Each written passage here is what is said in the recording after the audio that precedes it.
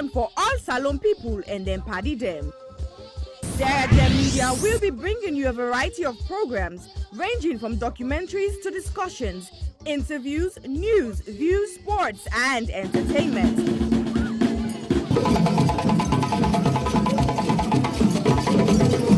Our programs will contain matters on development, governance, the economy, and issues that are of importance to Sierra Leone. So, no left BNO because we get Bebe program then like Salon discussion, meets the ministers, the President's Hour, and the Gladi program. Look me, I look you. All this they start soon na www.sarahgemmedia.org. Now who's tem these?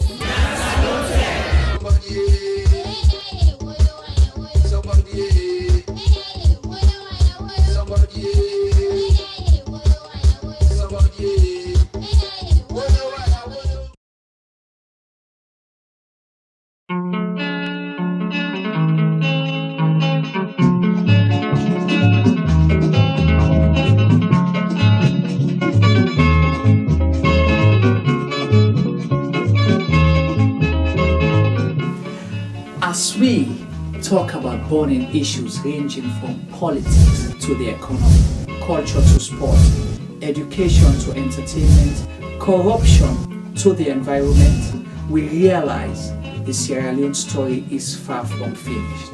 So, Sierra Gem Media Production brings you Zoom In. Zooming In is the program that engages everyday people, entrepreneurs, inventors, entertainers, activists, policymakers, and politicians to discuss and debate issues relating to Sierra Leone. Zooming In digs deep into the issues and stories. Zooming In ensures the debate is pushed to another level. Zooming In asks those questions that has never been asked before. So, join me, host Chumaba.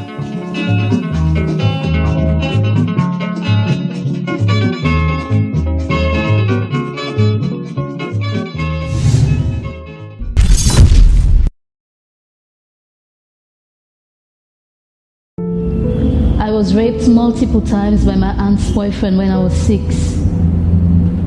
I was repeatedly raped at the age of 8 by a close family member. I was raped at 19.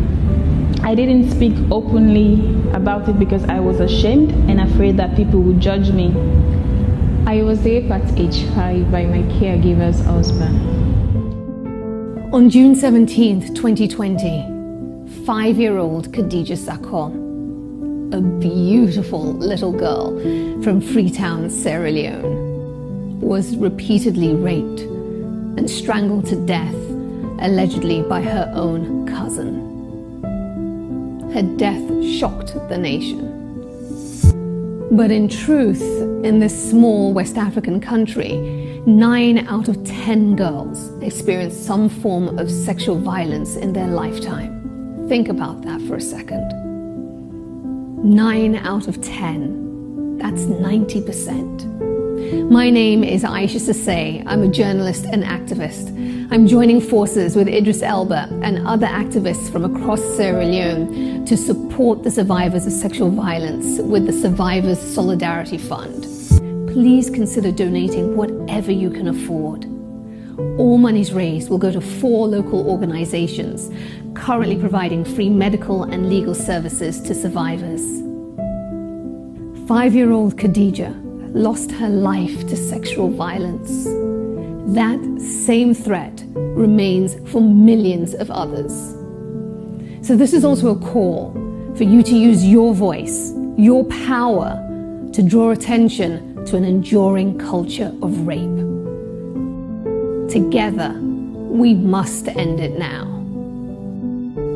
My name is Aisha Sase. I am Khadija Zako. I am Khadija Zako. I am Khadija Zako. I am Khadija Zako. I am Khadija Zako. We are Khadija Zako.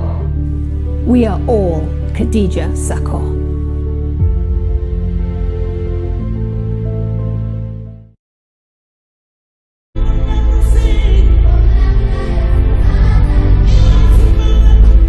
When I was young, a lot of things were different. Unfortunately, most of the differences seen now are heartbreaking and are not good at all.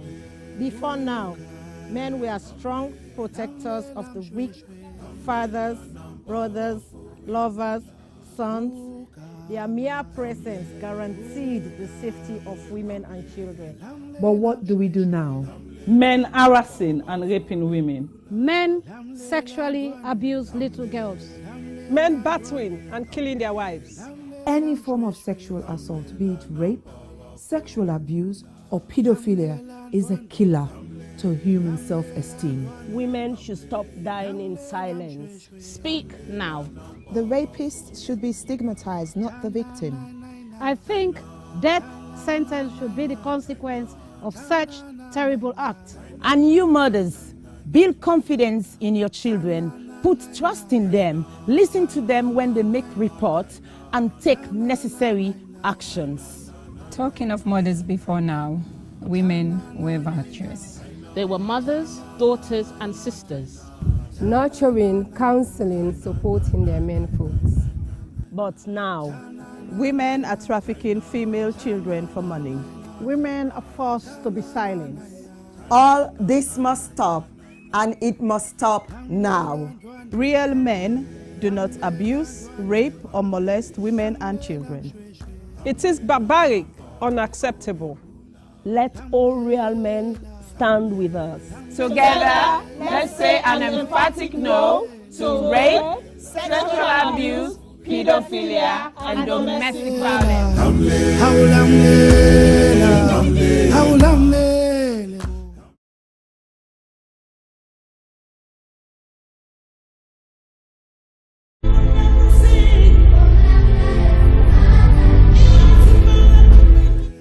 Of all the crimes committed against a person, rape is the one that leaves a person feeling very violated. A rape victim is often left with the feeling that a part of them has been torn apart.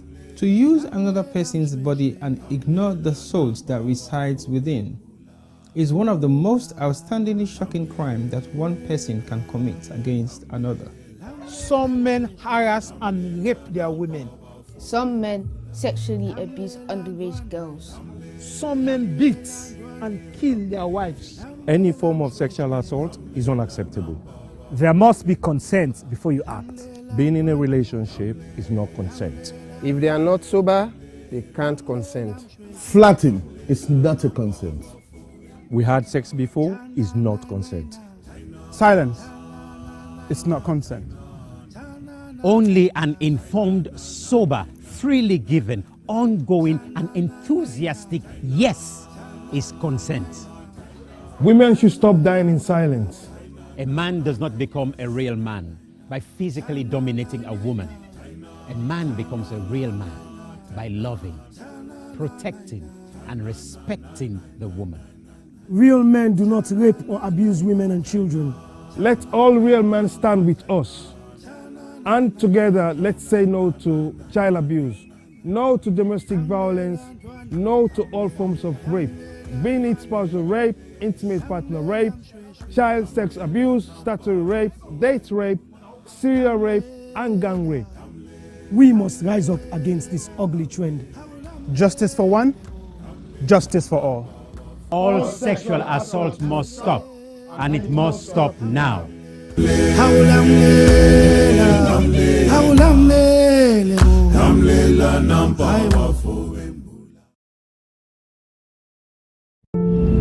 I was raped multiple times by my aunt's boyfriend when I was 6. I was repeatedly raped at the age of 8 by a close family member. I was raped at 19. I didn't speak openly about it because I was ashamed and afraid that people would judge me. I was raped at age 5 by my caregiver's husband. On June 17th, 2020, 5-year-old Khadija Zako, a beautiful little girl from Freetown, Sierra Leone, was repeatedly raped and strangled to death, allegedly by her own cousin. Her death shocked the nation.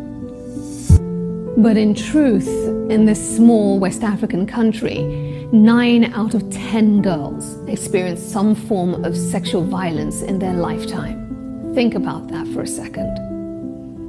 9 out of 10. That's 90%. My name is Aisha Sase. I'm a journalist and activist. I'm joining forces with Idris Elba and other activists from across Sierra Leone to support the survivors of sexual violence with the Survivors Solidarity Fund. Please consider donating whatever you can afford. All monies raised will go to 4 local organizations currently providing free medical and legal services to survivors. 5-year-old Khadija lost her life to sexual violence. That same threat remains for millions of others. So this is also a call for you to use your voice, your power, to draw attention to an enduring culture of rape. Together, we must end it now. My name is Aisha Sase.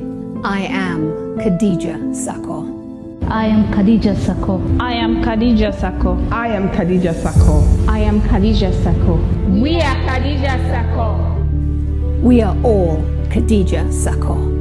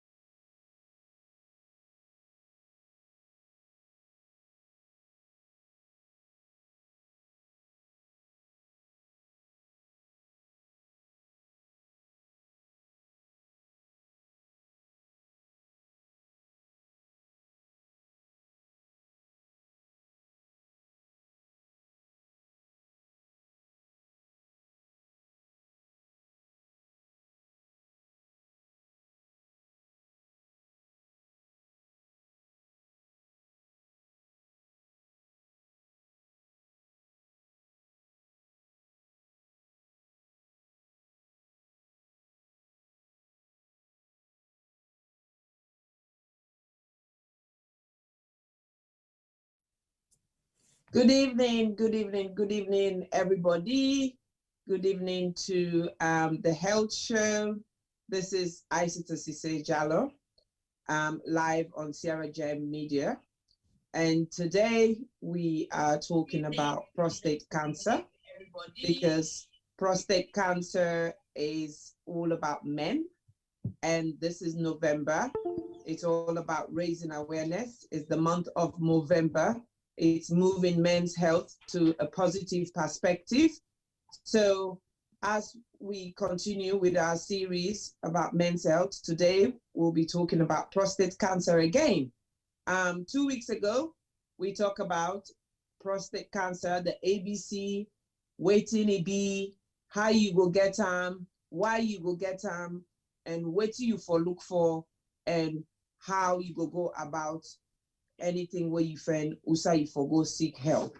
Then last week, Thursday, I brought an expert, an amazing feedback, so much positive feedback I got after that program last week. An expert we're able to share with we waiting on prostate cancer, talk to we about the anatomy of it, usa you defend per man, and waiting can change, waiting not can change. When you for worry, say something like cancer or not to cancer, and so on and so forth. So we talk about that because why cancer now a condition where you get cells them where now any specific part of the body they decide for grow uncontrollably. So they not get training, on training basically. Then fail for accept training so that they grow and grow, and then they can become destructive, that they cause problem either in that area they don't grow, and sometimes they move on to another part of the body where they cause problem. So some people can ask, say, prostate, why make na man no na talk about prostate? Somebody actually tested me a couple of weeks ago. He tell me, say, oh, then say me person when a woman die of prostate. Then I tell the person, say, no, a woman not get prostate. So the person say, no, I just be the test you knowledge, but no really if you know what you they talk about. So that was interesting. But it actually make her realize, say, for the layman, we don't know the difference between man and woman. Well, the things that way they differentiate between man and woman is not just the fact that we woman, we bobby they grow and it become visible that the chest, because again, man themselves get bobby, but it just not they grow at the rate where we own the grow. But also, it's not just the fact say woman they able get belly, man not able get belly, but also it's the fact say the differences between the reproductive organs them. Something the way woman gets, we man not get. And one of the things them now the prostate. The prostate where they help with the reproduction, but also where they part of a system where they call the urology of the body, the waterworks of the body. Now a part where woman no need and woman not get them, because woman no they ejaculate in terms of semen. Now man they do that. So and the prostate now one of the parts of the body where they help for do that. So it's very important we know that. So now a gland, and it's now a gland where they secrete the fluid for the body, where they help the man push the semen through as that they ejaculate. So it's very, very important. A day around your bladder, your urethra, and your penis and your anus. And so that is why last week, when we get the expert, maybe they talk about how for check, who side for check, most people then find them very intriguing, because maybe they talk about for put your finger up your anus, or for we people then back home, you kakaho basically. For put your finger, they through that you can able to check and know whether your prostate don't grow past how it's supposed for day, or something else wrong with them. So it's very, very important. I just feel safe for we recap on that. And then of course the reason why again we they home in on prostate cancer is because for still reasons yet unknown is now a cancer when the most common cancer where they affect man them, but most importantly black men. So Afro-Caribbean basically, which means man them from Africa, man them from the Caribbean, it affect them. So 1 in 8 men will be diagnosed with prostate cancer, but then you trickle down again. So 1 in 4 in black men will be affected. And sometimes they even go, if you get a family history, if you're not somebody where you maybe don't get breast cancer, it increases your risk as well. So if you get that family history, the way your papa said you don't get prostate issues, then it reduces it to 1 in 2. So it's very, very important for us. We pay attention to that and make sure say we know why we look for these things and waiting we they talk about.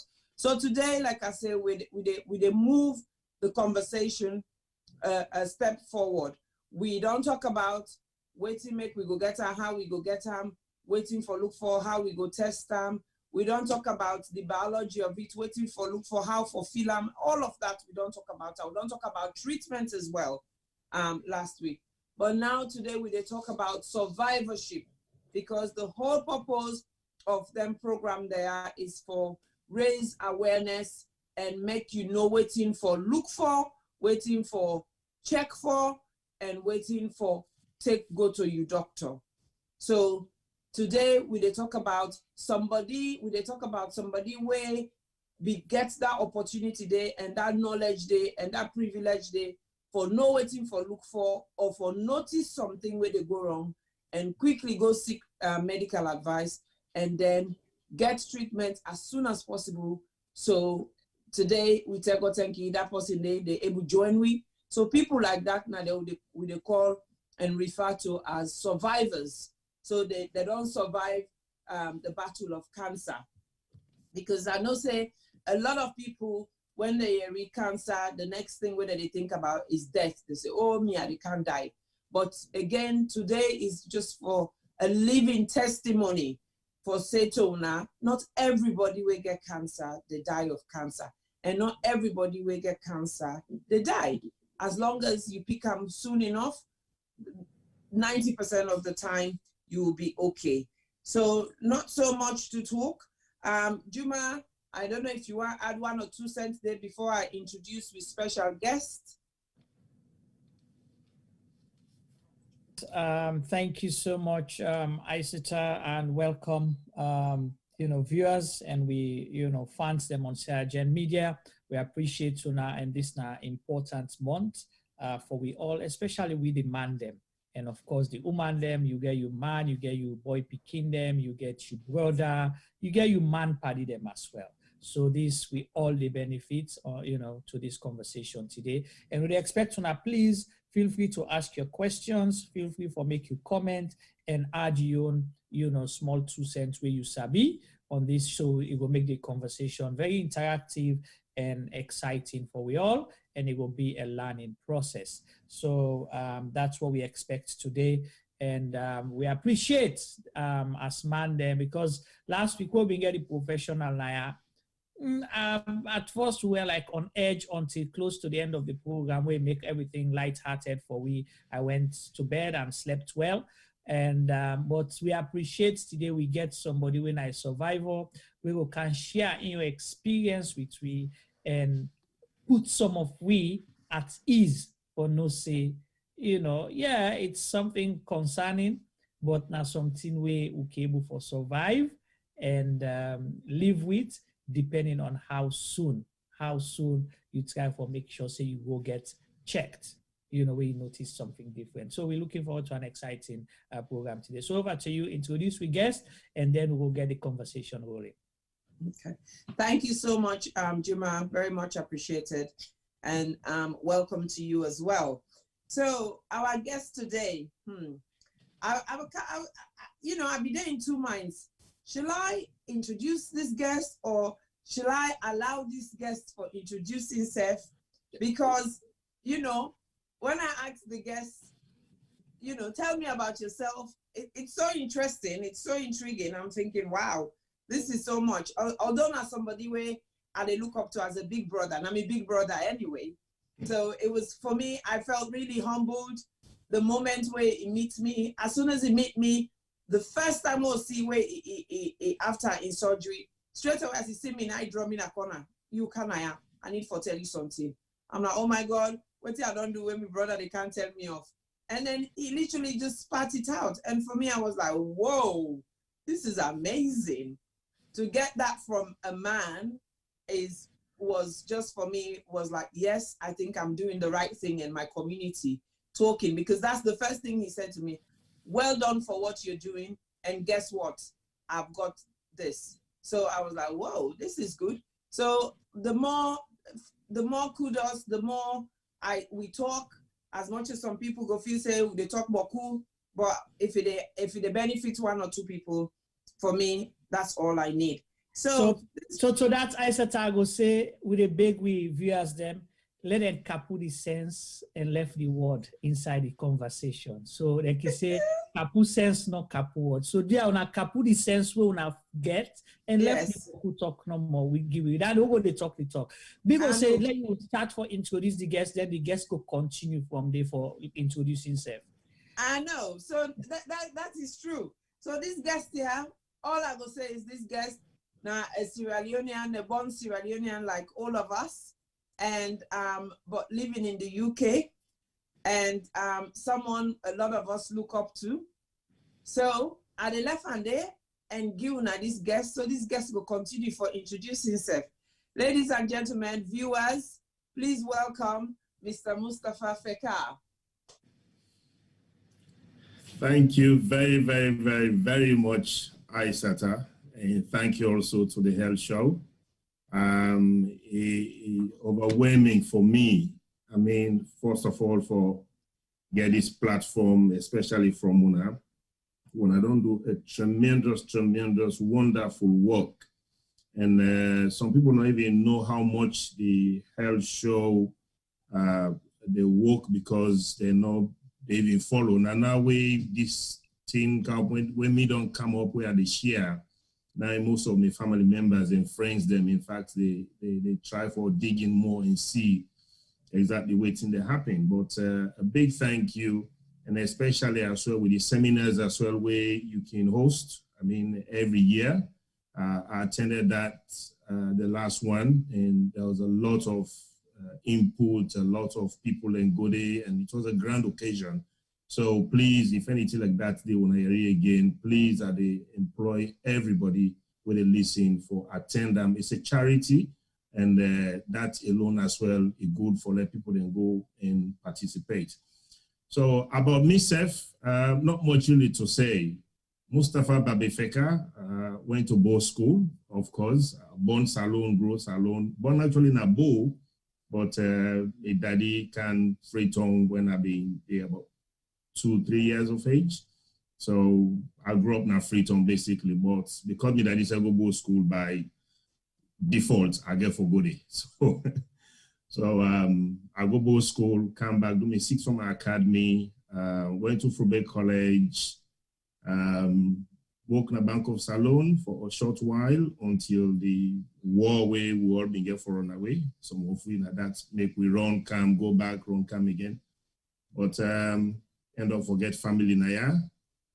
So I joined the logistic world, I would say, wherein I work for different logistic companies, them that is country, the Asdas, the Sainsbury's, Wincanton,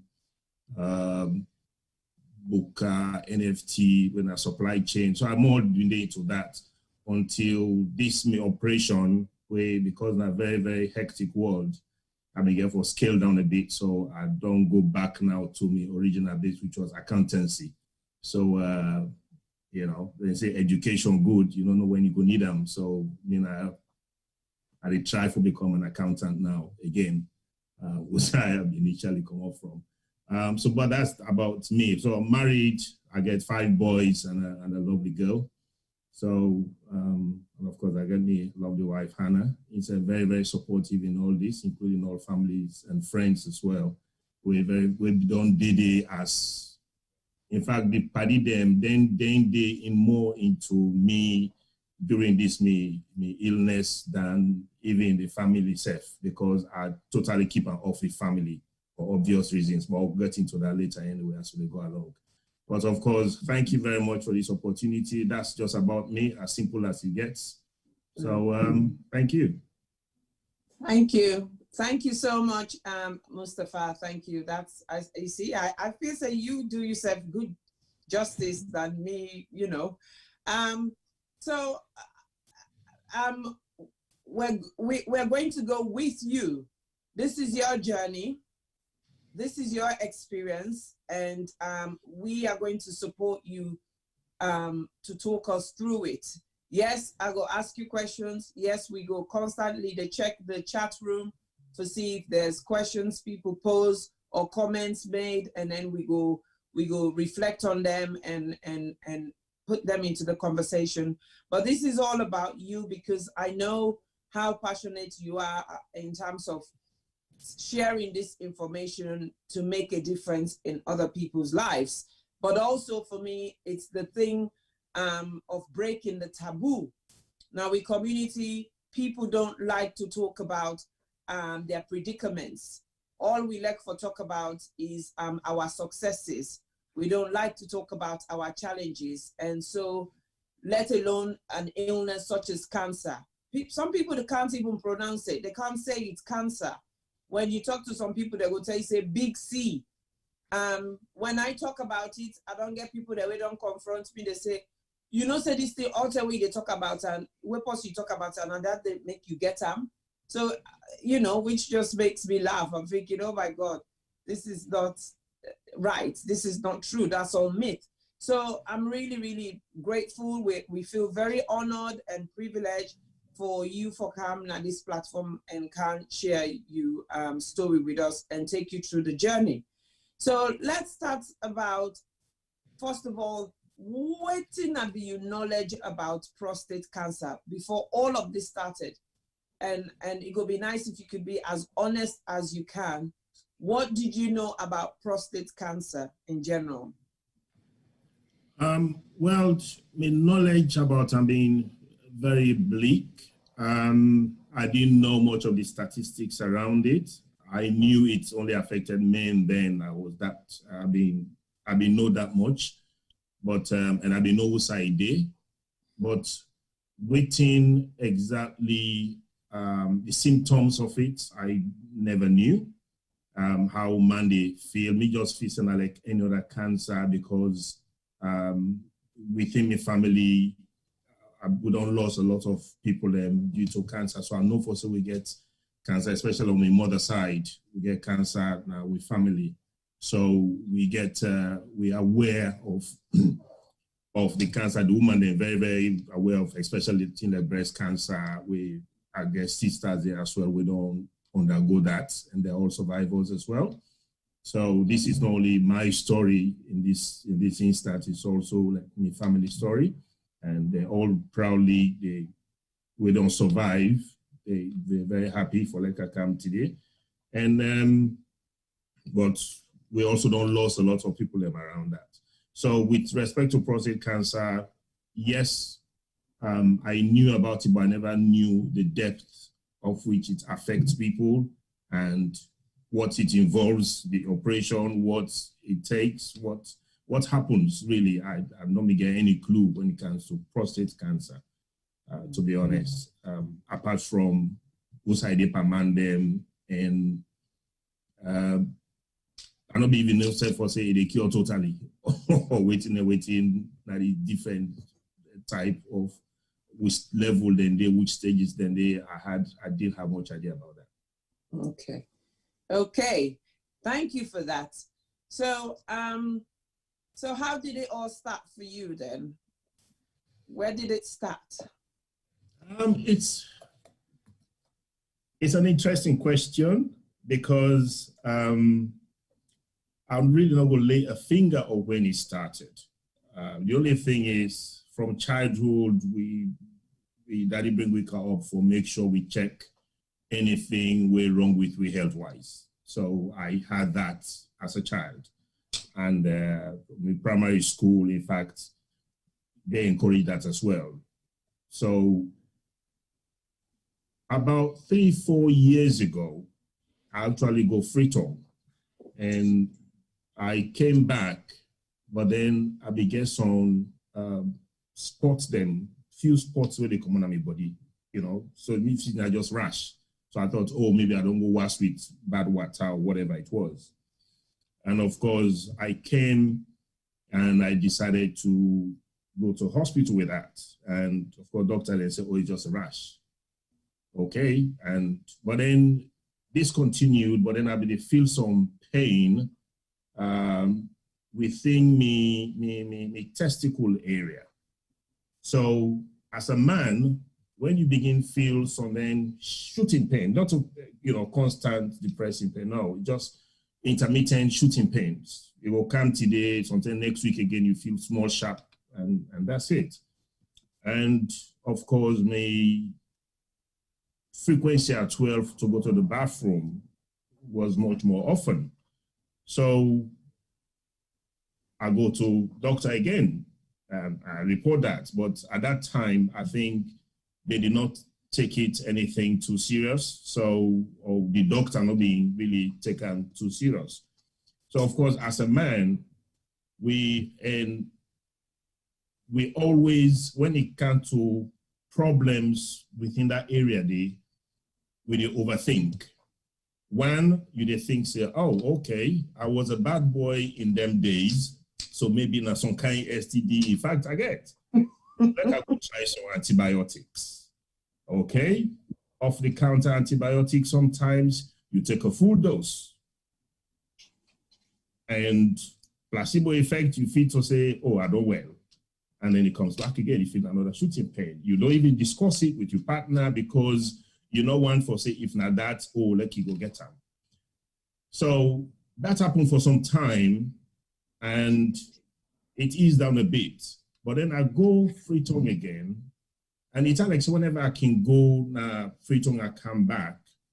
Now I can kind of get another problem where can make I try for go hospital. So I went again and I come back. This is about 3 years now. And I get some terrible, terrible temperature.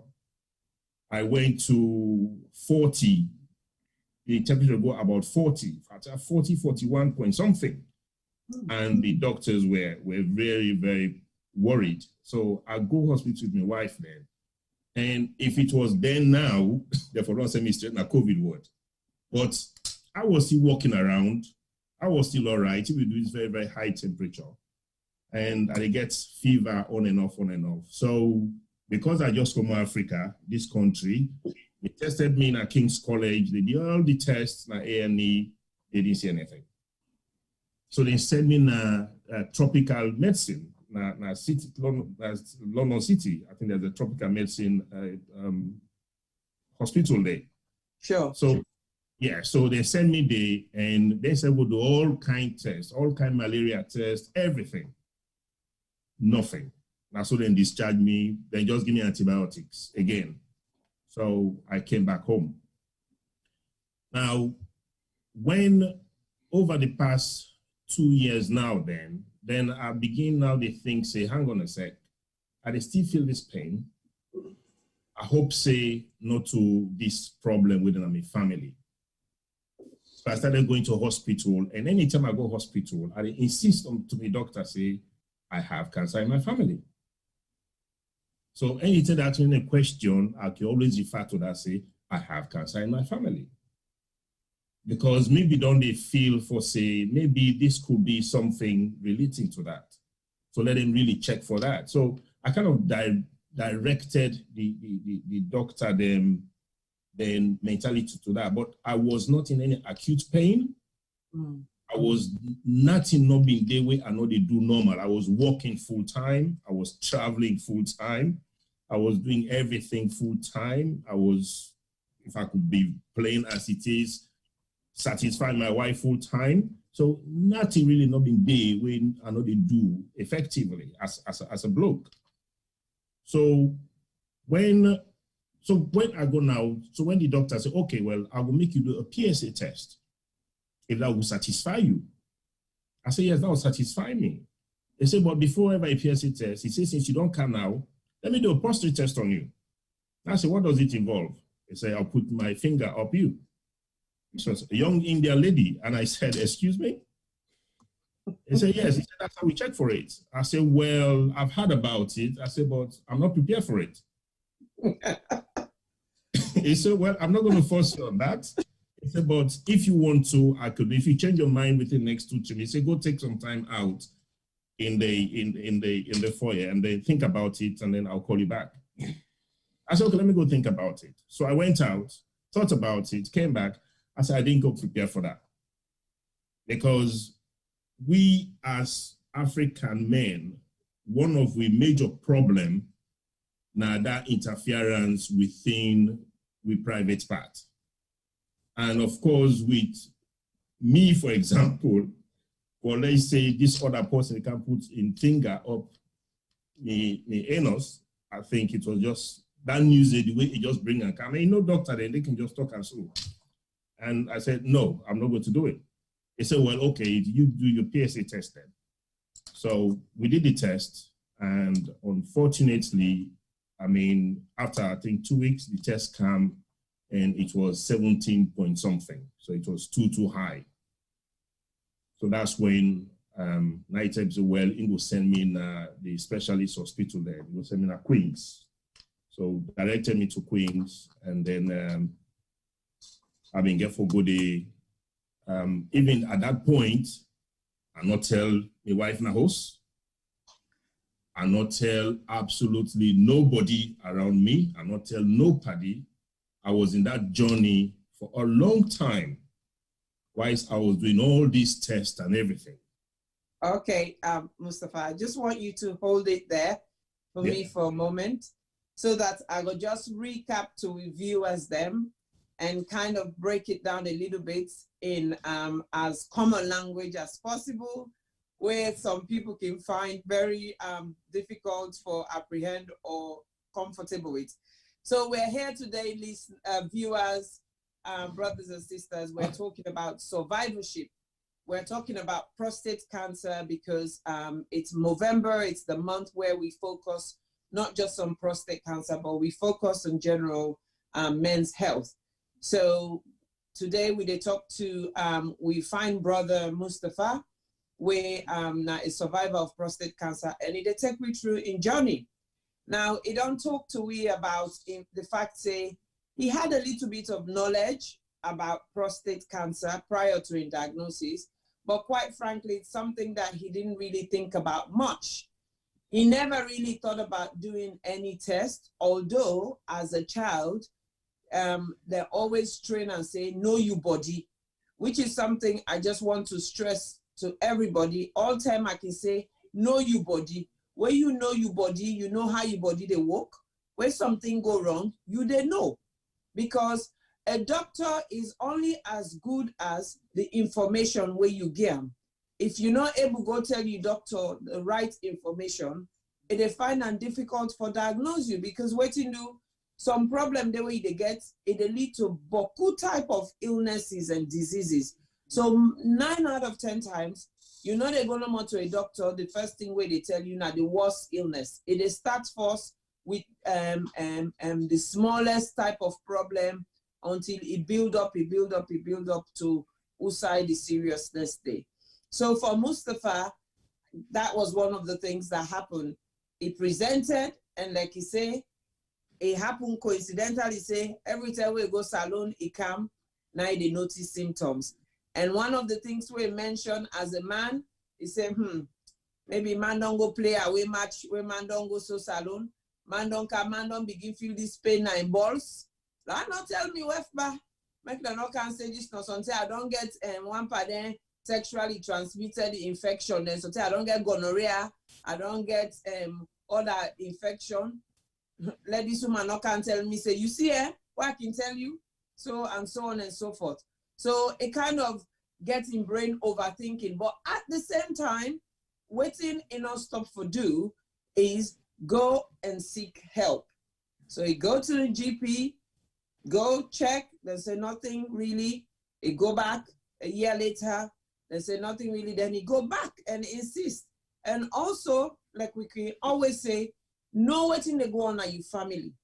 Mustafa is very family orientated, so, and very much involved in a family. So he knows say he got family history of cancer.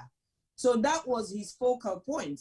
He began thinking to himself, say, well, if they don't go check all them in there and everything they go on, you know, me manpower they work, I still able to do me work as a man, but me balls they had. But where are they go peace? Are they go peace fast? The peace not they done. All that thing they begin notice and begin think say, maybe something wrong, Naya. So he insists to him doctor say, you know what, all them problem they get, they come. And by the way, I just tell you now, I get family history of cancer. But one of the things I want to ask Mustafa, without telling your age, I'm quite certain that all this started when you're 45 plus. So, and my concern is statistics say we look at prostate cancer sometimes even 40 and above. And I've come across 1 or 2 people that we don't get below the age of 40. I've come across somebody who's been diagnosed at the age of 39. I've come across somebody who's been diagnosed at the age of 34. But that's maybe 1 in 1,000 plus.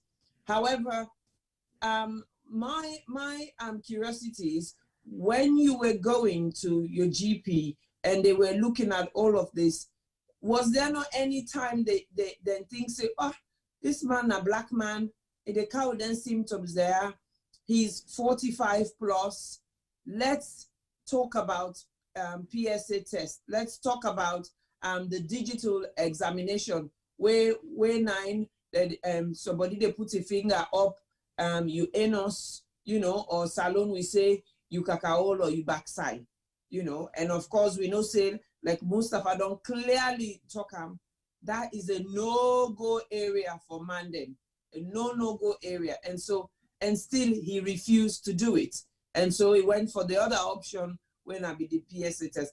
Well, I want to take you back, Mustafa.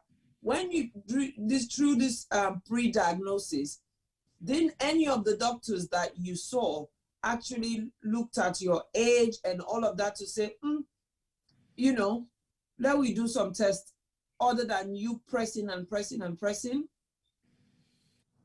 Well, no, because I think that because whenever they present myself, most often when I can just come back. So they were more looking around something from Africa, which in itself not a preconceivedness, and it's a terrible way for doctor, you know, sorry, you know, but it's a terrible way for doctor, somebody not look at just waiting, you feel say, don't happen just because of who's it come out. So we Africans, we get to be very, very cautious of that again, that most often when we go, we present a case, most doctor they look at we more from a hereditary point of view than actually waiting with body, they show them at that point. So because for me, even up to the date for me, the day before my operation, where I will come back to that when I come into the operation, they also did that mistake, wherein what they saw during some scan, they still attribute them back to me Africanness, you know, rather than them for not address the issue better if they're not being thinking so. Okay, so basically, coincidentally, like we say, you had your own preconceived thoughts, say, now I need to work on my salon, now this thing they happen to me. And not go tell me wherefore I go get into trouble. The medical professionals as well had their own preconceived conclusions already, which by right, when you're training, be it a nurse or a doctor, any healthcare professional, you are taught to do a thorough assessment. You are taught to not have any preconceived ideas. And that is where we conclude, that is what we call differential diagnosis, where you go through everything step by step and you say, you know, for example, somebody like, with you, they go through the first thing somebody go think about, where the healthcare professionals need for rule out is something like urinary tract infection, something as simple like that. And then move on to other simple things like enlarged prostate or cystitis and all of that. But if the fact say them they get a conceived idea, say, oh, it don't come from Africa, West Africa, now malaria. So now malaria you get, or you don't go get one of their infections them from some of their insects there. So now straight away they'll refer them to the London School of Tropical Medicine and Infectious Diseases now Houston, which is where they referred you. And of course then some go do all the test them, they not see nothing while something is there brewing. And what I want to ask as well, Mustafa, you mentioned say, okay, you don't get your diagnosis, as in you're going through your investigative diagnosis now. The first point of call was the PSA. For people who don't know what's in the PSA, is a prostate-specific antigen. It's one of the products of the prostate where they define the activity, how active the prostate be. So it need for day below 4, and if it is above, then that means there is overactivity going on. So for Mustafa, it was 17 plus. So that means something is going on there. However, I'll make reference to last week's program where we say it is not always the fact that if it's active or the PSA level is high, that means straight away you get cancer. It also sometimes goes up as you age. So it's also taking those things into consideration. It also goes up if you've got an enlarged prostate and so on and so forth. So you had this PSA level, which was the first red flag for saying, something is not right here with the prostate. And then they started doing investigations. Can you talk us through some of the investigations that they did? Because I know say you balance that one way that they put their finger, the digital examination, and then you balance them.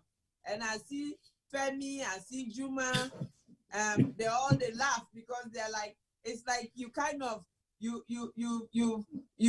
don't concur with them. They say last week, say, nobody put your hand on me. So however, we know say Boku man we say last week, if not the woman when a nurse, they examine them, they don't mind let the woman put her hand in. So there's kind of a bit of biasness there. So but we'll left that. I see I don't bring that talk there. T-boy don't switch on straight away. Juba, you see the word there? I don't know about Juba if you get anything for Adna right now.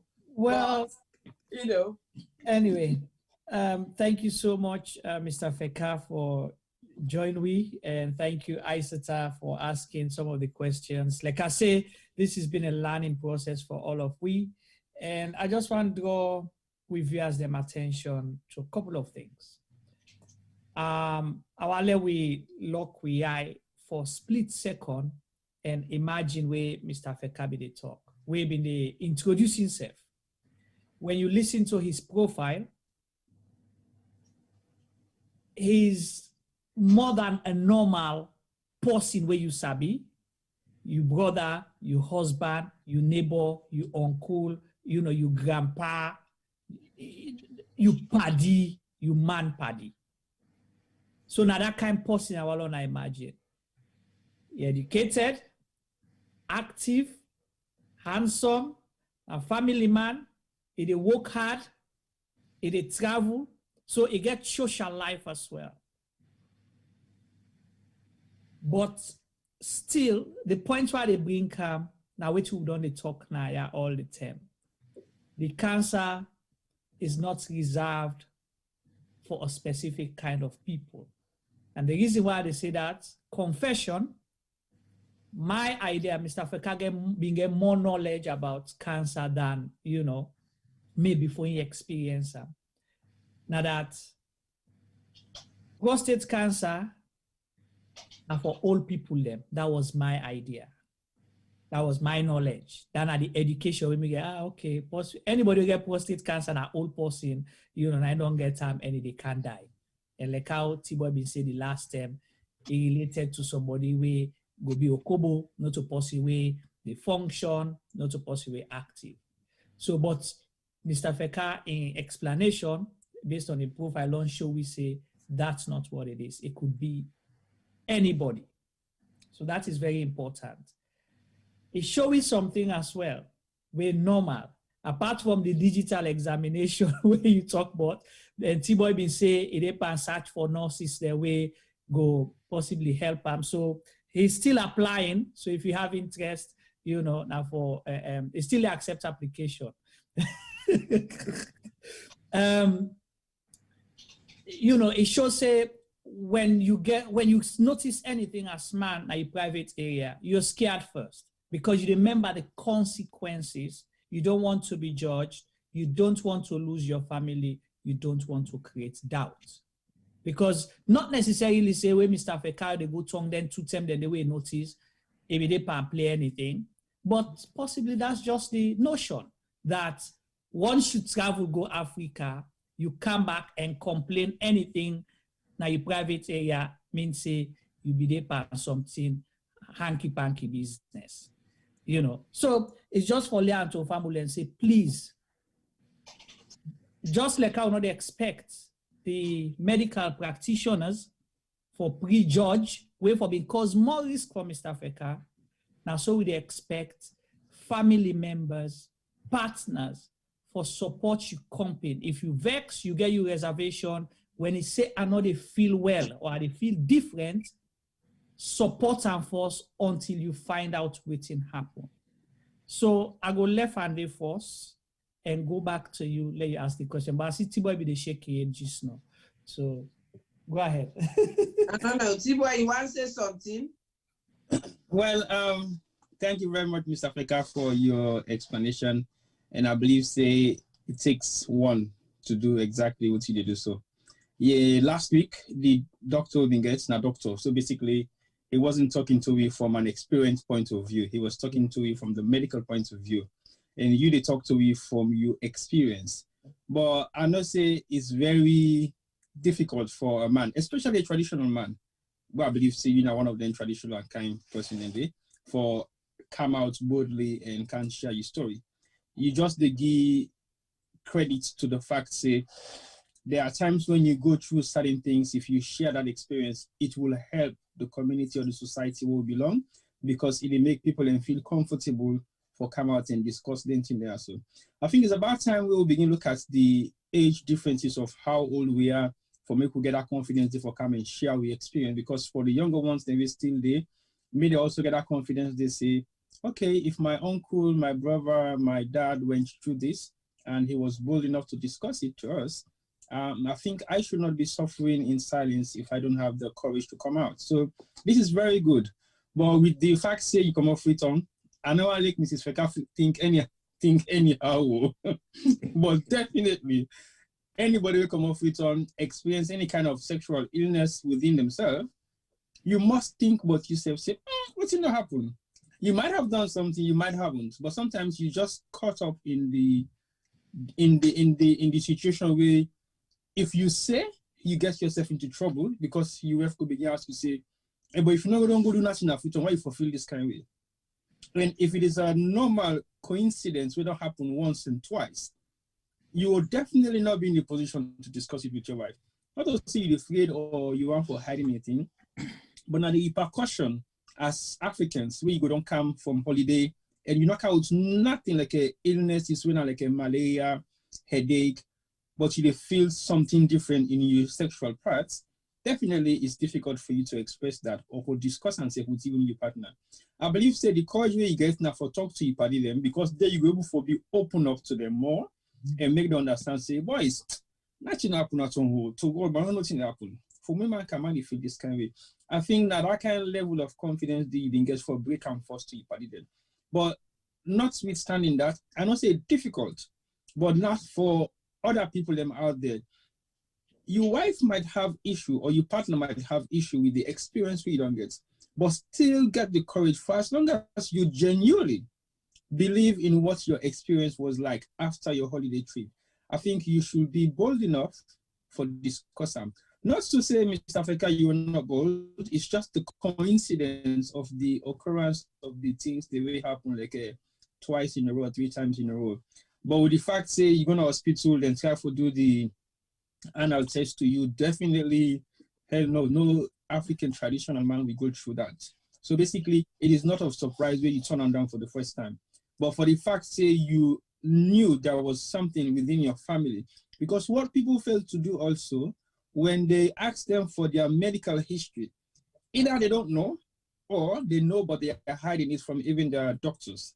Because they know how to begin things, say, okay, if you have a history of X, Y, and Z within the family, it might pass on to you or your generation. So basically, it's good for us to come out and say these things if we know.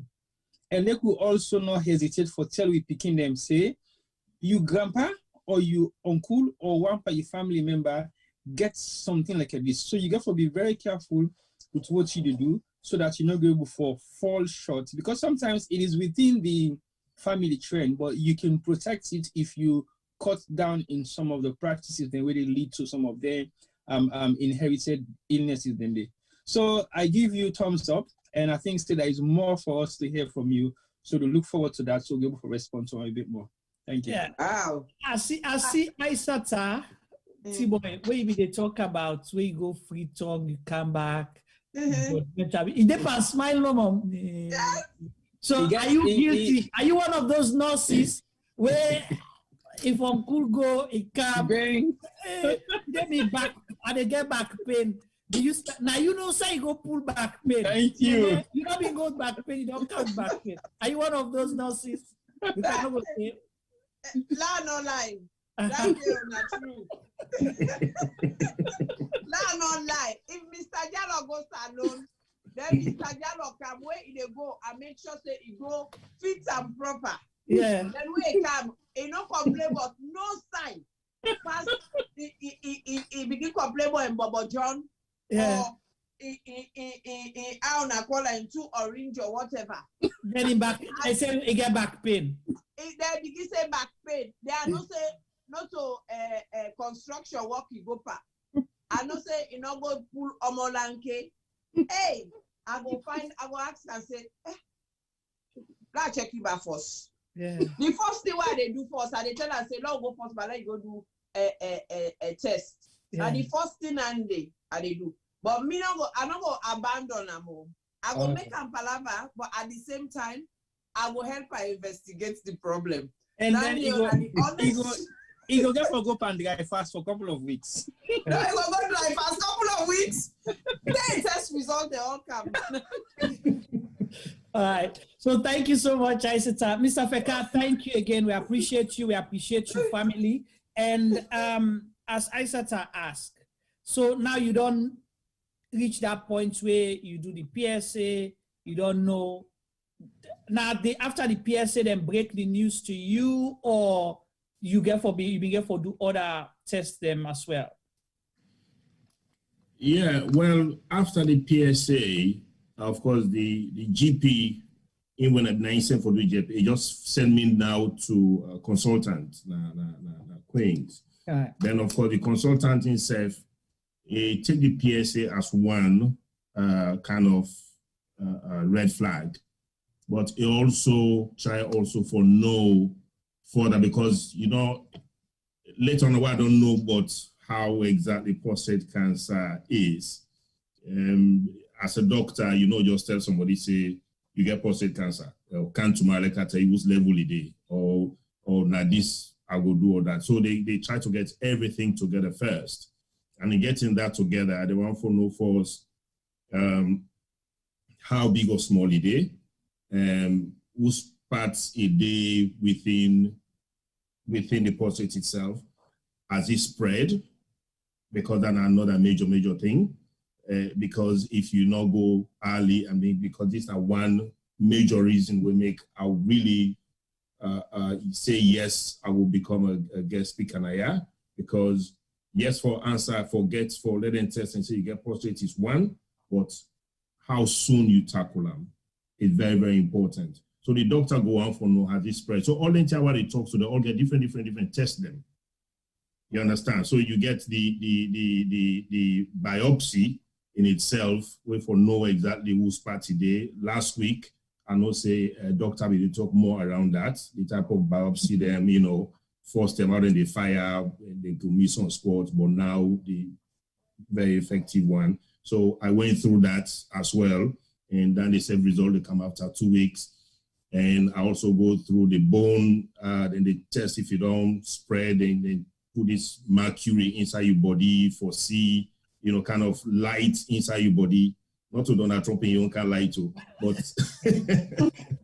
they inject you with this fluid where they put you through the scanner, it show, it glow, your body, they glow basically, you know, inside the machine, and they see exactly if you don't spray the post, if the cancer don't spread or not. So, but luckily for me, I mean, I go through all the tests then day, and nobody don't spread it. I tackle it, although I tackled it late, as in if I had diagnosed it like 2 years or 3 years before, it would have been better. And one thing, so like I just really make this plain, make this quickly, now that prostate, not it begin today and it's out and spread tomorrow. I mean, unlike other type of cancer, then prostate grows very slowly at first, because especially in gimme, it grows very slowly. So now that make at times, if anybody be listening last week, with doctor been talking, I mean, you get the benign one where then go tell you, say, you know, it's just 3 1 or 3, 3, 3, 3, 4, or 4, 3, or 5 days based on the Gleason score when I did measure by. So with that being said, I went through all the testing, the biopsy, the bone, the bone test, a lot of blood tests, you know, just for see exactly what's I did. So they get all that prepared before ever now they call you for break the news to you. So, well, it was within that period day now, because the hospital appointment don't live so frequent, that thing they said, my wife begins to suspect, say, hang on, mister, you they go too much hospital they come. What is going on?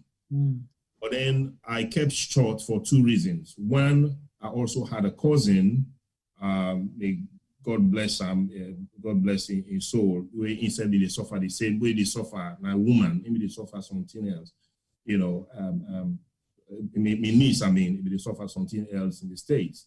So I'll not be one forget my family too worried about me, because the family already worried about me, my niece. So I kept short from that from my family. So yes, at the end of a breakdown to my wife, for say, this is what's happening. But even that's after a long palaver. Oh, but you know, then 1 week malice will now then a host, because she knows something's going on, but you don't want to tell her. So finally, I've been getting for breaking down to her. And when you know somebody as well, you know how you go react. And we also get for know with people and around we, the effect with sickness they get on them. Because at times we talk about this now, but yes, it is me they talk to one now, but guess what? My family as well, they went through some hell. My friends as well went through some hell. So they now one aspect of we seek them, we will get to think about. Say, yes, I need to do this for myself. Let her do this for me picking, let them get daddy tomorrow. Let walk her down the aisle with them. Let go to graduation. Because now they ain't thinking then we black people, especially black people, they're supposed to start thinking. Because if you just think selfishly about yourself, then what about the people then we, in case you know, tackle them quick down the line, which effect you get to them. But I will leave that for later. But basically, I went through a lot of tests. Then after the test now, that and then me and my wife now they go in and out of hospital, you know, we go through everything. You get for left walk, you know, just for join me. He said we'll go walk, I stop, I come back, because we will place I'm not agree for tell them in time, you know, because I don't want sympathy or anything. I believe I will fight it, because I was feeling all the hospital I go so, I know one day they don't say maybe I'll get a fever and a net. You know, then hot flushes, I'll get a fever and I'll get up again, or then I walk, I get some fever, I just take a short break and come back on. So I'm not really for don't sick at all. I'm not ever for don't sick at all this. Even when I go hospital with that very, very high temperature, now maybe they walk up and down the hospital, in fact. So I'm not really ever, they don't sick. So that they for make that very clear. So yes, I did a lot of tests. The biopsy as well is a bit very uncomfortable, because it leads to so many other things. Like me, in my own case, it will make I get retention twice. You know, get for go A&E again, and let them go flush down the out. So all that in other uncomfortable thing. Even before the result they come, I've already, you know, done the go hospital now, and where you get that blockage, retention basically, I don't know, yes, I go explain that better. That way you millions of blood, they come into the bladder and block how you the piece. You form clots and block you.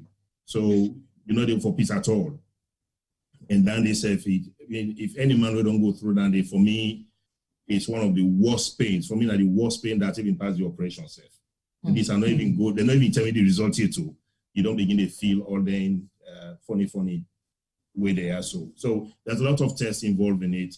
Of course, then you get the big news where they go give you at the end of the day, and how as well that news go hit you, even though you're suspecting at this, but we they in a religious circle wherein you pray say no to him. Right. You know, that like denial can be. So yes, we're too much before for letting get you the right thing, how far you don't go, and if you don't spread or not. Right. Thank you. So just for kind of add there, waiting, Mustafa, they talk about retention. Retention is basically where you're not able peace. You dey feel for peace, but you're not able peace. And that's because of blockage. And ion blockage that because blood, after some of the investigations, the way they do, blood be the leak go into in bladder. And then when you go into in bladder, it of course, because blood not supposed for the bladder, na urine piece, not supposed for the bladder. The blood they clot, then it block the hole, the passage inside the piece for go. So the bladder just the full. It's just like when you try for put water inside balloon, it just they expand, but you're not able to pass the piece, because usually when you bladder reach certain point, now that they send message to your brain say you need for peace, then you go peace. But the bladder be they send message to the brain. Most of them they go for go peace, but you're not able peace. And that's extremely painful. Like you say, it's one of the most excruciating pain you can ever go through, bladder retention. But what I want to draw with viewers their attention to, there is not a point in time where Mustafa thinks, say, oh, now because I don't go salon, sometimes I go tell somebody off, now they don't do something, we don't give me blockage. They don't ever think that way. They don't ever think, say, somebody don't go do something to me.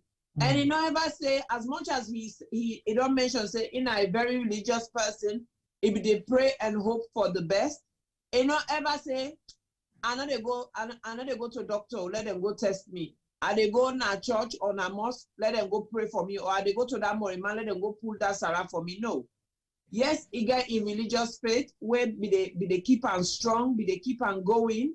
But at the same time, it go do investigation. So I want with viewers and for really pay attention to this, because it's very, very important now with community and so on and so forth, for let we understand, say, these things go wrong, and sometimes it's a coincidence. Yes, you don't go back home for holiday, you don't go make palava for your land, or somebody don't go build na your land, or you don't go fetch for woman or for man, or yeah, you auntie don't make palava, or you step mama, and so on and so forth. All of a sudden you don't come, something don't go wrong with you. They don't go do me something. No, it is not always the case. So it's very important. It's very, very necessary for do the investigation. And of course, now we're coming to the most kind of sensitive aspects of today. That big news. Everywhere, Mustafa say, now that they can't tell me the big news. It don't get over the fact that it don't try. It tries so hard for hide out from the West. But as we say earlier on, where you there with your partner, all the process and the value of partnership is the fact that you get to know one another. You know, you will sense where something wrong. Even if you ask the person they tell you, say, no, nothing not wrong. Okay, you go know. And it's very important for be persistent until you get waiting, you know, say you need to get out of that partner day. So we then move on now to the big news. Juma, I think you want to add something before we move on to we talk about. So I just want to go to the chat group now, because there's been so many comments mostly. Oh wow. And you know, the comments all is appreciating Mr. Feka for coming today to share his story with people and express how, you know, this opportunity where you give it for share with you, journey with you, how it will benefit a whole lot of other people. So people are very appreciative for us. And a specific message coming out there saying not many Black men are brave enough to come out and talk about such issues. It's a taboo in some culture. My brother-in-law had it 6 years ago, and unfortunately he couldn't survive it. So I imagine that viewer, they possibly go to make say, I wish he don't share earlier, possibly sometimes for being don't get help. So now for just emphasize with the talk, that we not for attribute everything to some kind of superstitious things that we know, possibly those things exist, but the sooner you go, it's best to go check, then it be saying a nothing, then you not go check, then you say if I be no. So it's best to be safe than sorry. Go ahead, Isata, over to you. Yeah, thank you, Juma. I just want to add to go. I'm also looking at the comments. Somebody's asking something different. Abdullah is saying, if you happen to see small spots of blood in your stool, and then in bracket one-off, should the person be concerned? I would say if it's one-off, then don't be concerned, don't be alarmed, but keep an eye out for see if there's gonna be more. Because sometimes you can have small blood in your stool if, let's say you've been constipated, where you not don't go to toilet for a few days, then where you they go now, you they try for push, then they can cause a tear now you rectum or you anus. And so you go get that small blood there by you stool. Or people that way they suffer from hemorrhage, where we they call pile. You know, you back home like you say in West they come out, you get tail. That is what we call pile or hemorrhage. So sometimes people like that they can also hemorrhage can bleed a little bit. But it's always important. Something when not they usually happen in your body, where it happen. Now for always check. And this is a very important question where this Abdul asked, because how many people then they where them go toilet, where they grab, or after they don't piss, then they, if you now woman, you they grab, you watch the piss before you flush. How many man they watch in piss before it flush, or they watch where they piss, how they piss they flow, whether they go full or they go full, you know, all those things. How many man they where they observe them thing that day? How many man they where they done, where you don't go toilet, as in number 2, where they actually grab, where you wipe your waist, you check the tissue for see waiting there by the tissue. I mean, now you want go then at the toilet. It's a personal space. So that is something where you fulfill, where you not feel uncomfortable for do, because all those things are very, very important. You can pick up so many information from that. So I just wanted to touch on that. And then of course, Zainab says, glad you're okay, bro. Thank you so much, guys. So many people, Mustafa, are just so excited. And you know what, Juma, you know what I'm excited about as well?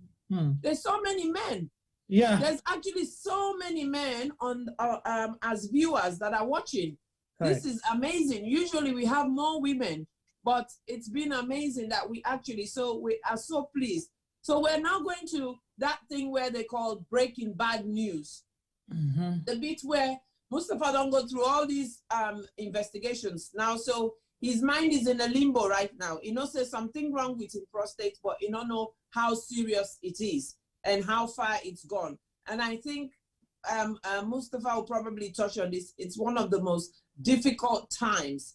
The not knowing is very, very hard and difficult to manage, because in a way, sometimes that is why it's important or necessary for you for still keep to yourself and to maybe 1 or 2 close person where you know say you need for support.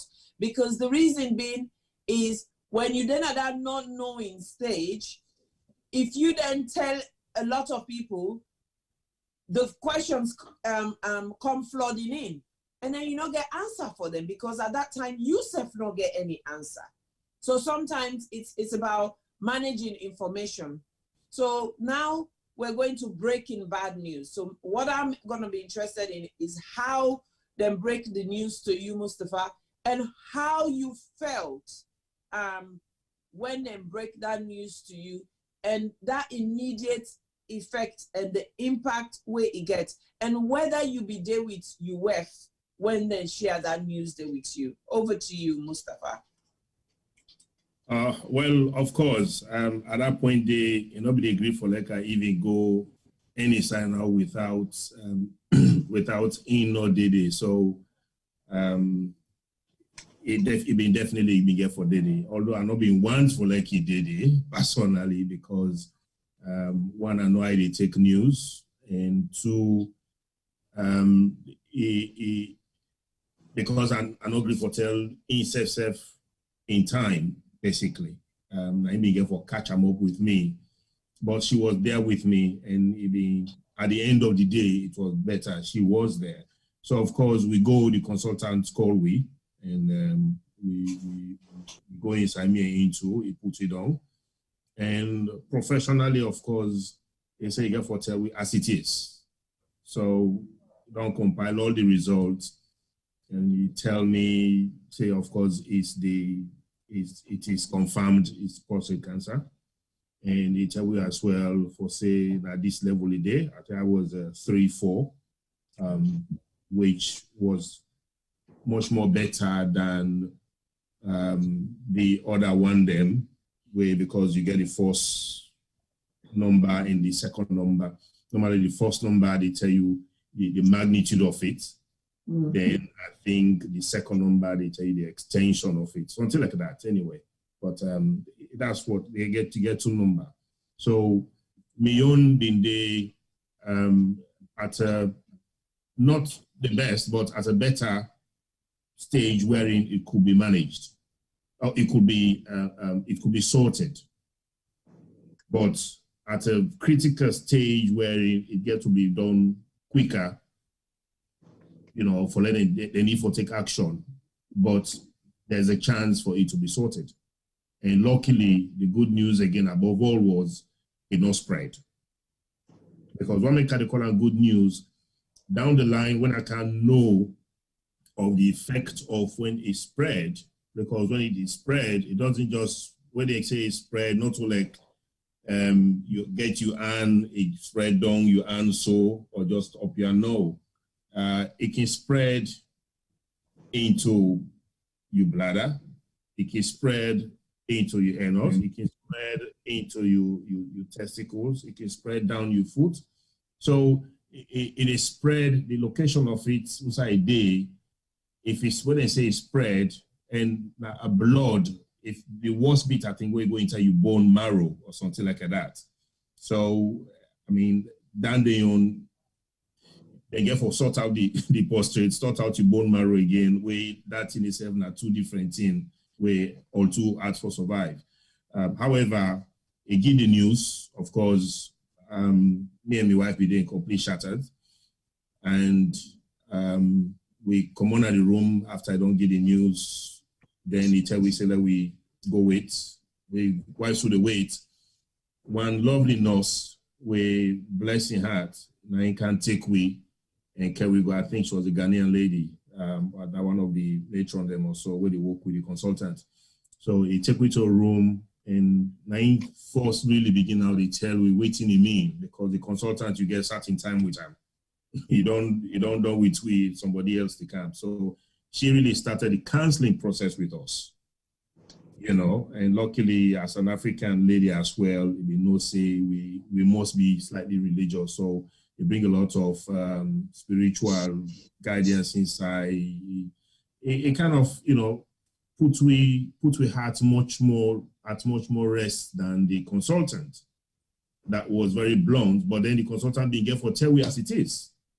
So in hindsight, you know, we'll blame and say you get for be blunt, you get for tell we exactly waiting the wrong with you, and exactly waiting at the options then as well where you get. So in my own case, I had after the news, you know, the consultant advice. Well, I mean, you know, when somebody they talk, they advise you on options. They see say they lean us on side way if it's the best for you. Because of my age, you know, just around the 50 mark, it mean they advise that like I go for the operation rather than the chemotherapy, and that's as well getting you know affect them, because with the operation, if they need for clear anything at the end of the day, you could go for chemo. But if you don't go for chemo, they cannot reverse the operation again. So that's the other problem there as well. And then, you know, so then me just ask when you go for one, or they say no logo thing but and force, and you know we'll get back onto them. I said if that's what it is, you don't get all you test them and me just want for one and get done with this. So, you know, they canceled us. We end up for go see them back. And they say, well, if me want for do immediately, and it better I've been doing immediately, because at times when you get in like that for dread on them again, you know, good. My actual operation date was end of February. And we then they locked this country down. was in March. Yeah. So me say, you know what? Oh, they say, well, let me spend Christmas with my family. I said, the way my state of mind day, it's not going to be Christmas for me. It's better for me to get it sorted now and spend the Christmas in bed, which at least I know say I'm kind of being sorted, rather than wait till February. And my other problem again is now I know say I get this sick and I know say it is spread. So why make her for wait again and you give myself time for say like I think about it or go do anything else? So I say, look here, doctor, by waiting you to talk, I know say you want for like the operation. And myself want for do the operation because I get another lifeline, which is the chemotherapy. So at that moment, they myself put them under the pressure for say, let's get it done and out with.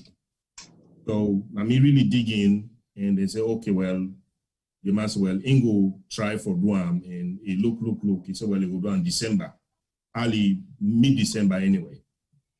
So that's how it began for. Of course, they send me to the best. They send at the best place in this country, which is UCL, because then are the they ain't really good for that particular area there. So they're not even doing at the hospital where they go. They had to send me to UCL, and UCLH so they send me. Luckily, I'm able to get one of the best consultants. Then they. We was highly recommended. We get over 1,000+ operations on that belt, so which was good. So, but the options will be given to you based on how they see you or which level the cancer they're at.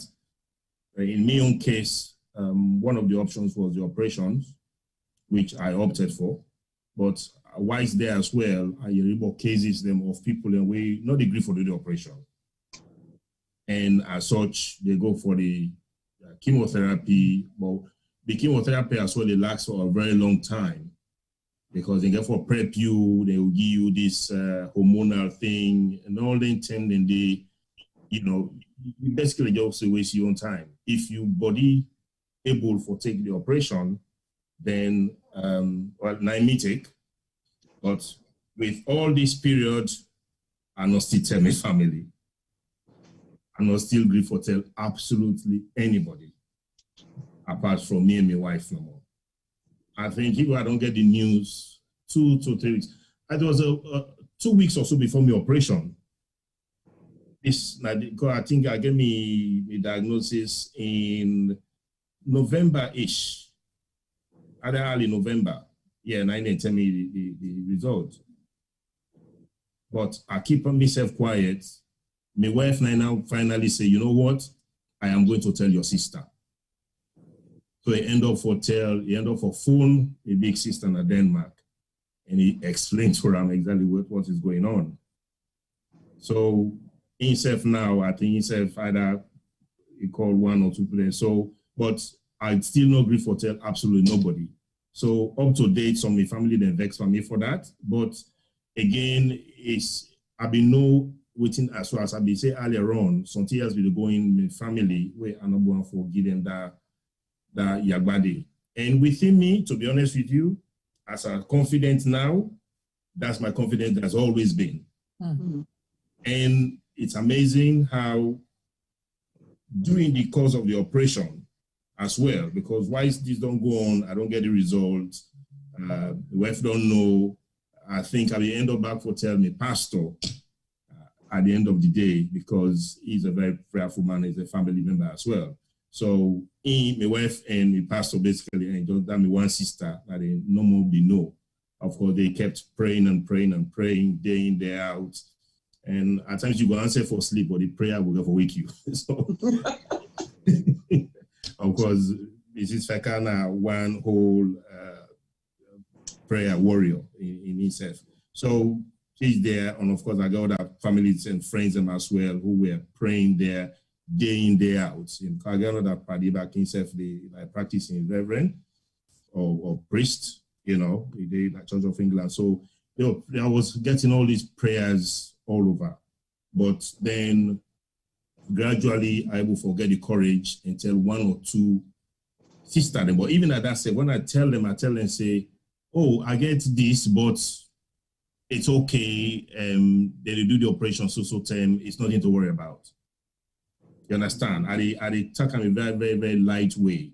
Yes, it was heavy in my heart, but to them, I don't want, you know, for letting get anything because of, as I say again, family history. I just lost an auntie last year.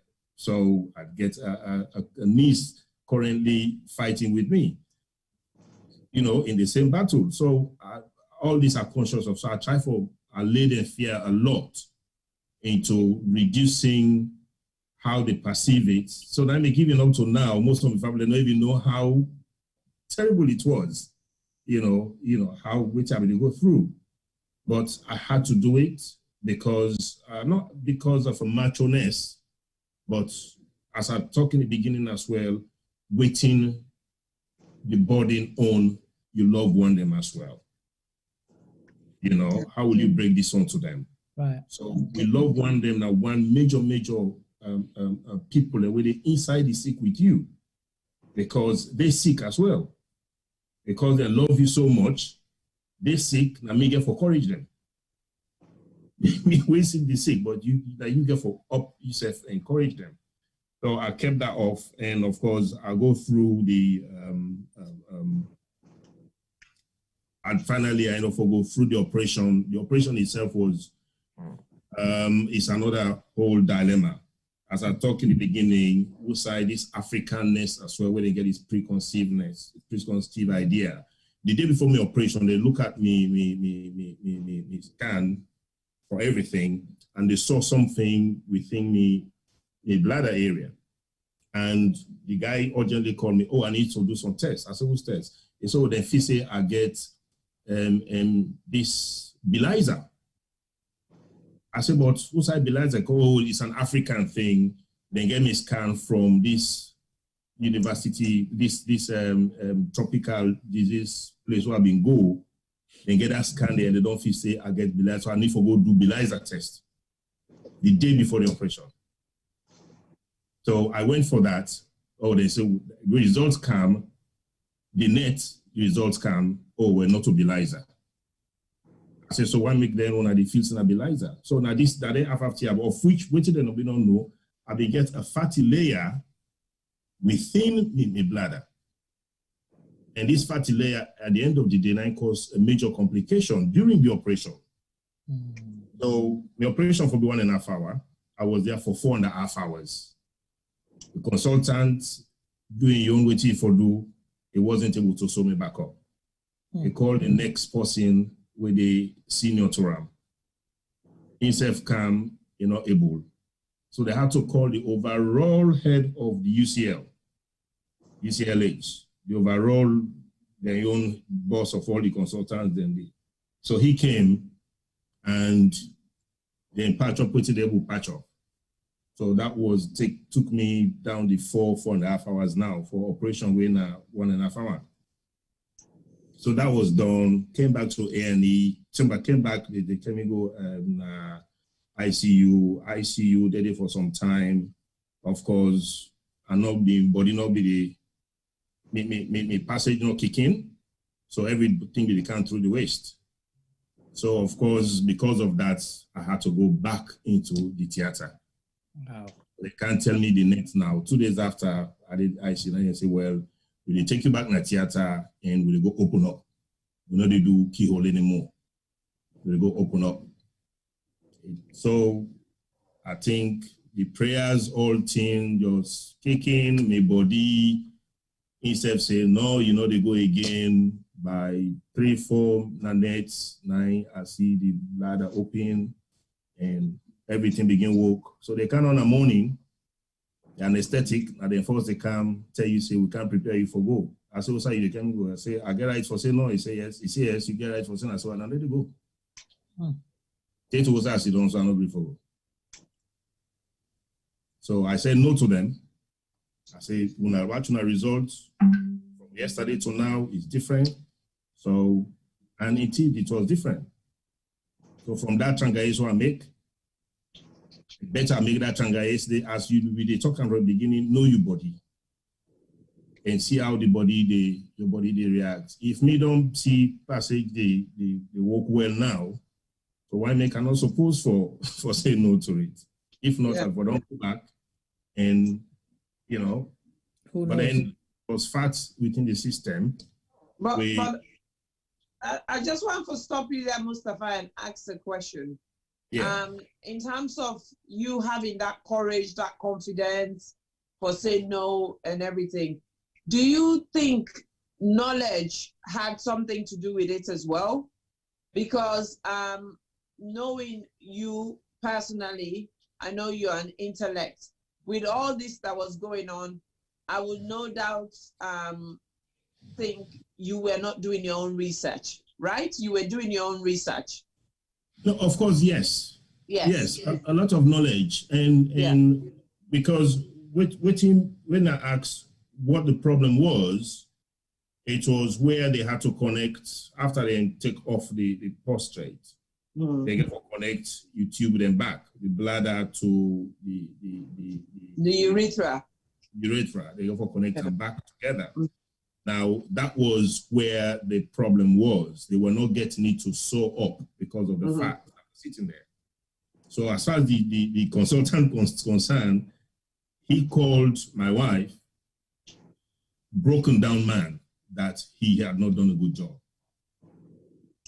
So even for letting him pull me, come on hospital, the man say, you are not going anywhere.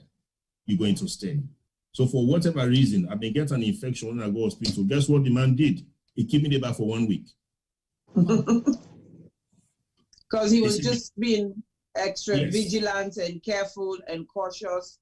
Yeah. For make sure, say, he correct any mistake where he don't do. Precisely. You know? Yeah, but then as you did actually talk, because of the research on all about it, so I said, hang on a second. If my problem is this passage, we nine and for so together, then are the problem. But now this passage don't clear. So it could be, especially back when that make a bit about that retention in the beginning. Right. That is where you know, exactly. So I don't learn a lot around the tension in the operation and what it mean and anything like that. So if I not say this don't clear, what make you need for take me back? So why not just observe me and see if it don't really clear continuously, or so I say, you know what, observe me, take me back to another scan and observe me rather than for take back to the theater.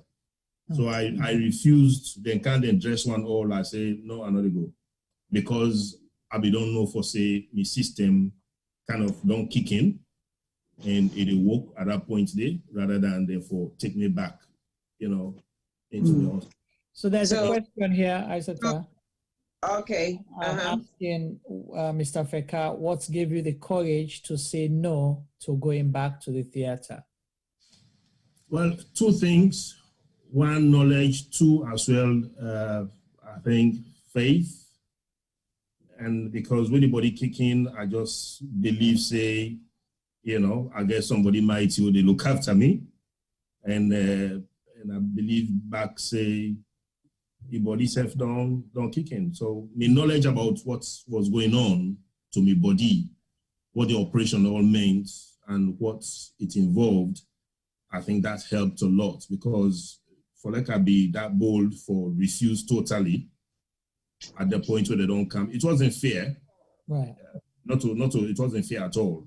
Right. In fact, fear and one thing where an officer I get more. Yes, and also just to touch on that, it wasn't fair, and it wasn't because you felt God would make a miracle. It's just the fact that you knew your body, and God, with your prayers and with your intuition, you were able to say, you know what, I think what you wanted to work is working. Let's just leave it as it is. So for me, the take-home message for people out there is, know your body, do your research. I think that's one of the things we fall very short on now in community, is the fact that when you go to a professional, especially a healthcare professional, because of sciences, because of the vocabulary, because of the language, sometimes it's easy for you for panic and get thrown off, because you're like, oh, what's in this? Which word this? Like, I just wanted to touch on when you say they give 3 letters. So those 3 letters are T, N, M. So the T stands for the size of the tumor. So cancer is also referred to as tumor. That's the scientific term. The scientific term of cancer is tumor. So usually they go say T, and then next to the T, it gets a number. That number now for determine how big the tumor is. And then the N is stands for the lymph node. Now lymph node now like you ball joints them, the junction them where they pass things from one part of your body to another. So again, that is whether any of them involve. So again, now they go get number next to it. And then the M means metastasis, where basically that means it don't spread. It don't come out outside there, na that area there where it don't go to another area. Like what Mustafa be they say, it can go down the bladder, it can go down the bones, and so on and so forth. So that is what then letters then they mean, and the numbers next to them. So it's very, very important when you get the information, and if you're not able to ask the question, because sometimes, like Mustafa said, the consultant literally has 10 minutes for you. Mm-hmm. It breaks the bad news to you, and somebody else has to take you away and explain to you more. Now, it really depends how you they think that moment, how you they feel, and whether they explain to you, you they able to absorb information or not. So making always advise people say, when you find yourself in that situation, and if you go with somebody, let that person take a notebook with them so that they will write things down. Or with technology these days, ask the specialist to say, is it okay? Ask them permission if it's okay for let you voice record them. Because then the good thing about that is you can go back and in your quiet time, you play that information there, or you read that information there, and then you reprocess them and absorb them accordingly. Because I think that is where a lot of people panic. That is where a lot of people get confused. And that is where they get so thrown off, they not know what to how to move forward, and so on and so forth. So, Mustafa, one big question where I want to ask you. Yeah. In terms of the surgery, yes, you had retention issues. Yes, you had this flow issue where they sort out and everything. What are the others possible side effects where they tell you about before you get the surgery? What are some of the other side effects where they say there's a possibility say this will go wrong, there's a possibility say that will go wrong? What are some of the other issues that where they highlight? Well, first of all, let me make it very clear to you for say we might not take it out 100%. Mm-hmm. So because in as much as they don't do you scans, they don't see whose part exactly lie. Then they'll tell you plain say we know say we know go they give 90%, then I'll be very, very confident, or 70%. However, they tell you say you get side effects of your manhood, where they're not go able for they call them for spare nerve. Now just the time we maybe go in and then begin a new program, a new research. Some students in the research on that, where they call them the spare nerve. So they do a research on how to spare nerves them. Mm-hmm. Luckily, me not be one of the people that they select for that. They wanted the first 50, but because then they get more people, so I was already the first 50 anyway. But because more people then come out and say yes, they don't mind go for the spare nerve, nerve sparing operation, then they increase it to 160 at the end, up to the time when they go for the surgery. So then they on now. So because the other thing about when man in the phrase say, you go turn okoboku, but I try for assure absolutely everybody out there, not afraid for that. And I know why they say not afraid for that, because technology don't so improve, medicine don't so improve, and a lot of things they happen now, modern day, where you no need for free for that at all. Manhood now passing past, you say you careless, but not to because of the sick will make you not get manhood at the end of the day. So, and of course, at the ace man up, Naya, even 1 year 8 from your operation, and I go both for say yes, Mrs. They smile now. Yeah. So that's so that's Stop her name, Mustafa. Hold on. Aisata, before you don't enjoy too much. Before you go ask the question, we go make the conversation more exciting. I see T-Boy hand it on the up for long. Go clear T-Boy first, then we come back yonder. No, not do let T-Boy talk. No. Really? No problem. No, I just want to touch on something quickly where Mr. Vega mentioned. And one of which now where he mentioned something for do with knowledge.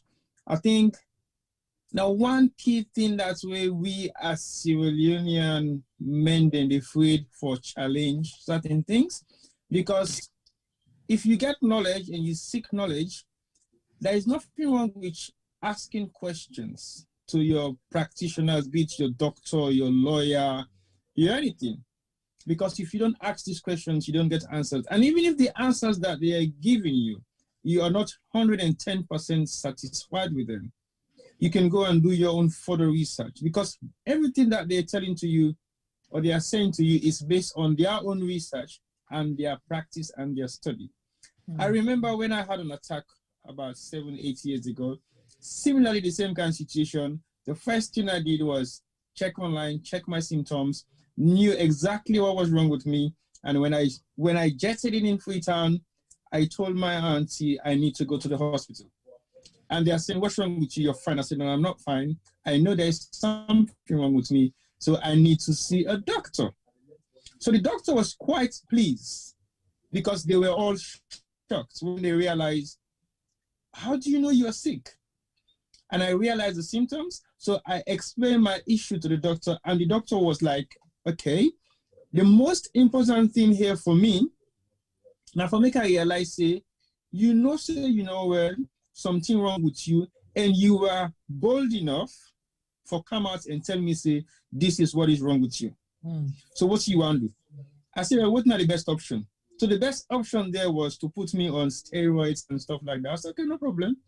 And I realized taking the steroids is going to affect my normal body weight, because what I have issues with are your nervous system, your nerves, your veins. So if you keep on taking steroids, it's going to make you put on weight, and then the nerves will become very lazy to perform because they are full of fat tissues.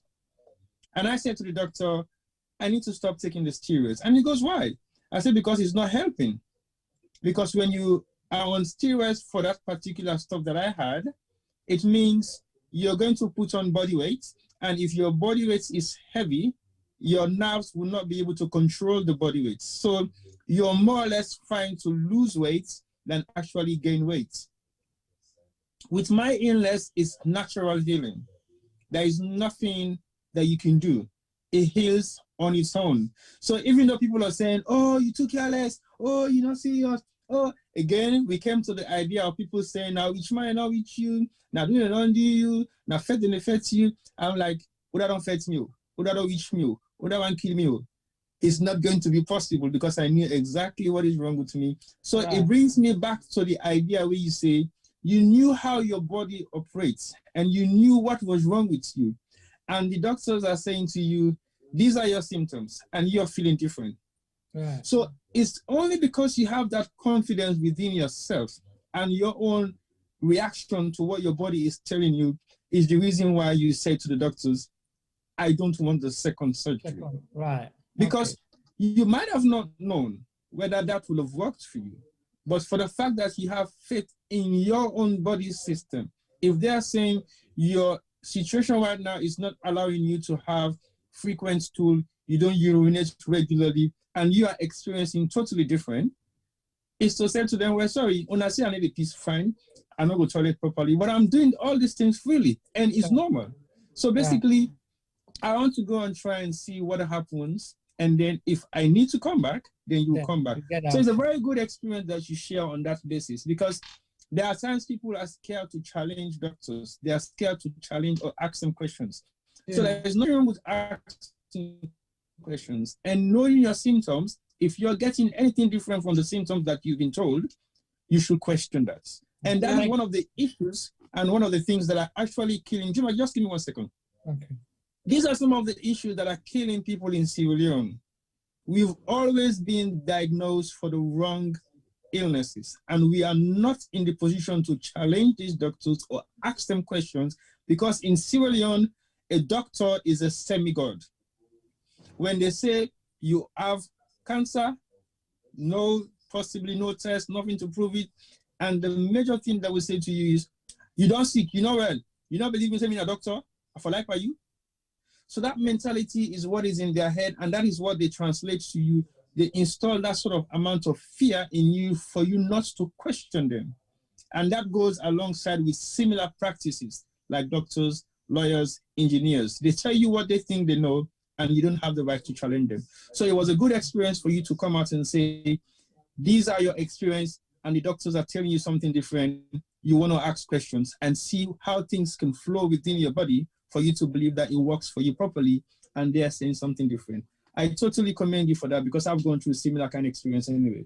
And people should not be scared to ask questions. Ask them as many questions as you like. They will be in the position to answer all these questions if they know what is wrong with you. If they don't, they'll consult furthermore. So that's what I want to say. So thank you, T-Boy, for sharing your own experience as well. And definitely, now that you get for know your body, ask questions. You better let you ask, you know, get answered than you know ask at all. So let's go to Isata, because it's Alex in and out on camp and the 8th and the case for them man them. This is not the 8th and the case, and we're glad the way Mr. Fekadon begin give confidence, because if I know be the talk all and not be the smile, I just make so I get different posture them. But as he talk that they are awake straight, and T-Boy that they vibrate and it begins share experience what I said. So over to you, I said the 8th and the case. And see they see Femi scream, let me make you the come up. Femi now Femi, I want to know what they go on in your head right now. I know Femi hate the speed. I mean, so go ahead. The 8th and the case. You know, in terms of the chat room, people are just commending, people are just complimenting, people are just agreeing to what is being said, especially with Sierra Leone, the doctor, the lawyer, the which other professional again? Accountant, the accountant, engineer. You know, they're all not semi-god. So what did they say? They say when you try for recent experience, when you try for challenge them and question, they say you don't fit either, you don't disrespect them. You sabi now you go let me book for me. You understand?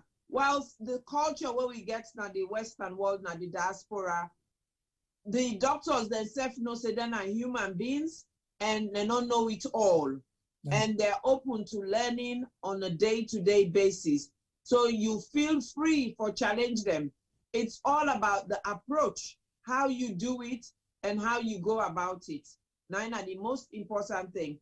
But also the other thing where I want to draw us Black people we attention to, which even recently somebody they do a campaign about. I just want to draw an attention where Mustafa say one of the things the way he do involved a trial, spear and nerve trial. It involved a trial. Basically, when they spear the nerve, now then they make they affect you sexual activity.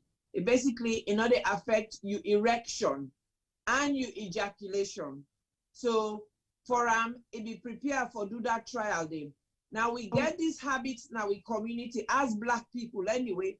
And it's more, we are not so familiar they go test, me not to guinea pig, me not to this, me not to that. But then we always want the best service. we always want the best medical treatment.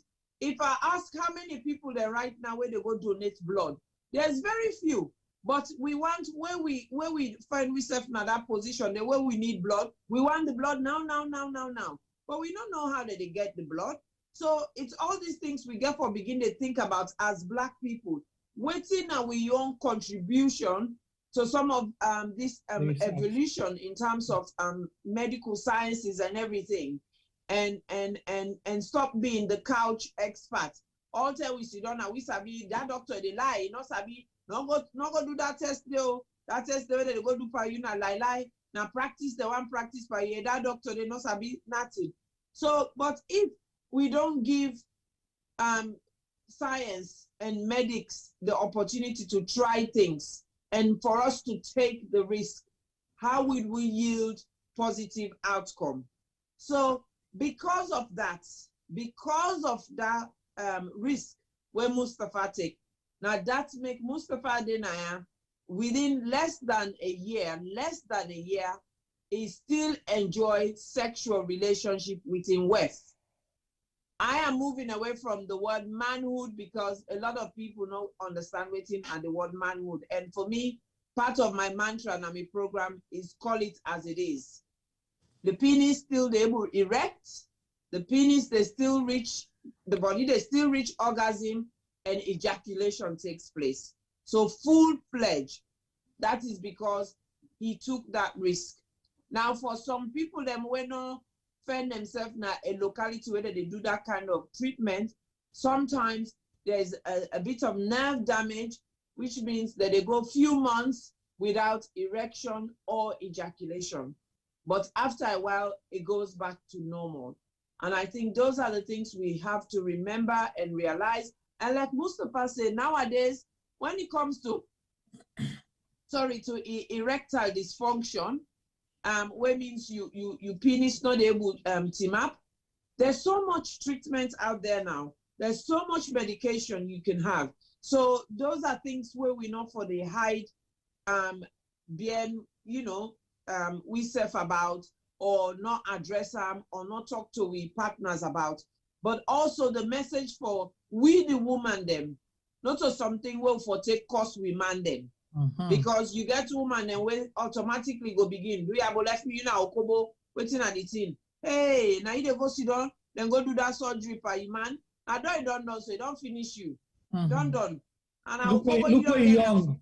Yeah, look where you young. Now, Okobo, you don't look so.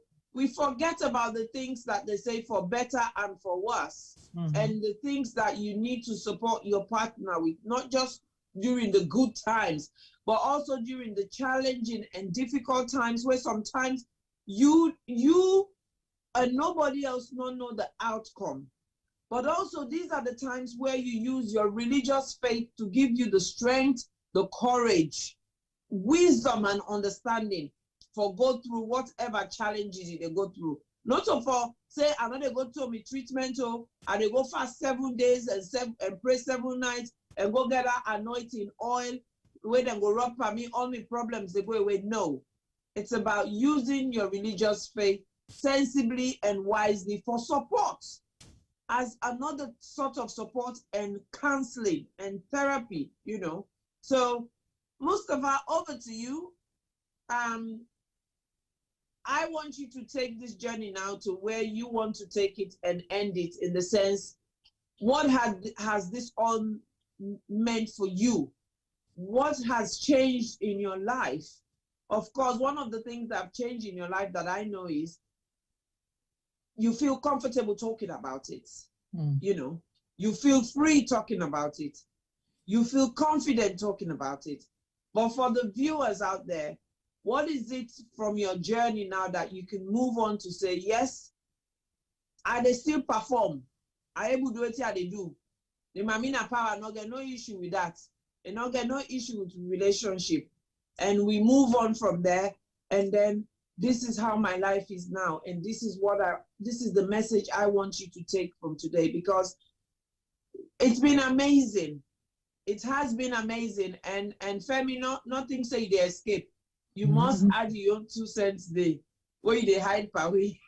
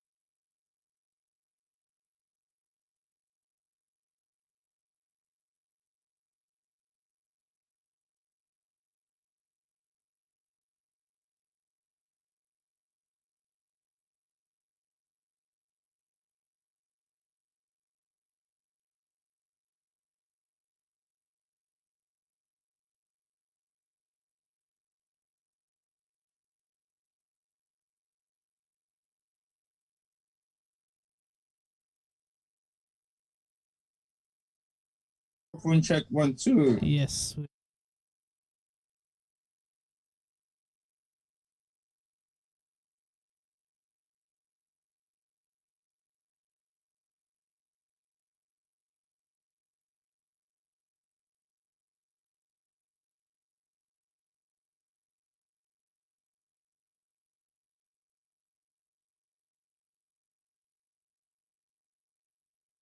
Is on. All right. Thank you so much, Femi, and to we viewers. Then we apologize. We say sorry to Una for the break and the issue with sound. And to know this is just like a blackout to get like if we watch television, the lights go. We get for go find the generator cable them. We not been get diesel, so we get for run go buy diesel, camp one day and start. Then now notice say the plug them be the misfire as well. So now that now do so. Lord, just imagine that kind of thing there. So we truly apologize. It's something beyond our control, and we're sorry that it take we away from the mood. But the level hold on in the conversation, una we stay with we. We want to make sure say una get the benefit of this and share them with the rest of una family, friends, loved one, and people there within our community. So over to you back, Isata. Yeah, so whilst we just gather a bit more momentum for the one where we don't go grab a cup of tea because of the sound, it's just for reminding now waiting today and this month it's about prostate cancer and men's health. And it's the month of November, which is considered Movember, wherein we're moving forward, we're moving the agenda for men's health. We're talking about it, we're promoting it, we're raising awareness. And the key one way that we like to talk about at this time of the year is prostate cancer. So over the past 3 weeks, we've talked about the ABC of prostate cancer, what it entails, who that they get her, who that not they get her, how you go get her, what you they look for, what you know they look for, and when you find out who side for go. Then the following week, we talked about waiting again you for look for, how you for look for them. And then we actually get an expert we can tell we about some of the investigations, the way that they do, waiting at the work of the prostate, waiting this prostate, waiting at your work, when this man and body. And the fact that we establish and confirm and affirm say, now man and no more get prostate, woman and not get prostate. So all that kind of thing and the treatment, the way you go through. We talked about many treatments last week. We talk about surgery. We talk about different types of surgery. We talk about chemotherapy. We talk about radiotherapy. We talk about hormonal therapy. We talk about all these different treatments that are there depending on, usai cancer day and usai no day. That's how they will manage it. And then, of course, we thought, okay, we don't do all this. Some people still not sure, or some people still not believe, and some people still feel say, me, I covered by the blood of Jesus, or Subhana Tala, the Prophet Muhammad, cover me. So me, I know they get cancer, I know they get prostate cancer. So waiting at the point. So we thought to, I say, well, I like to always give facts, but I also like to feed those facts with evidence. So I say, make we brother, whether a survivor, can join with today and share your experience and say to us, you know what, I'm a very faithful person. I get a very strong religious faith. I am an intellectual. I am educated. I have a good circle of friends. I'm I'm a family man. I'm responsible, and all the things we possibly they pray and wish for at this world, yeah. But yet still, I get cancer of the prostate. And how did I deal with it? What did I do about it? And what lessons can be learned? So we don't talk about that today. Of course, we talk about all the different treatments. For it was one major treatment they focused on, which was surgery. But part of that surgery was one that was going through innovation period. So again, a volunteer, he offer for be part of that innovation period, which is basically trial, where again, for remind we as Black people, we need for be more and more involved in these trials, because that is how science or anything goes forward. If they not test them and check if they work, then how they go know if nine are the best treatment. Not so for always love just be on the receiving end. It's very important for love also be generous and give as well. And also waiting today don't learn we, waiting Mustafa don't learn we today is how we as a family or as we they around that person, they where they go through that in diagnosis there and that in process in journey, how we for react, how we for behave, and how we do for take into consideration. Sometimes some people can vex because the person they go through that in journey they not share with them. It's always about stepping back and stop for think about yourself. Forget about me as in you.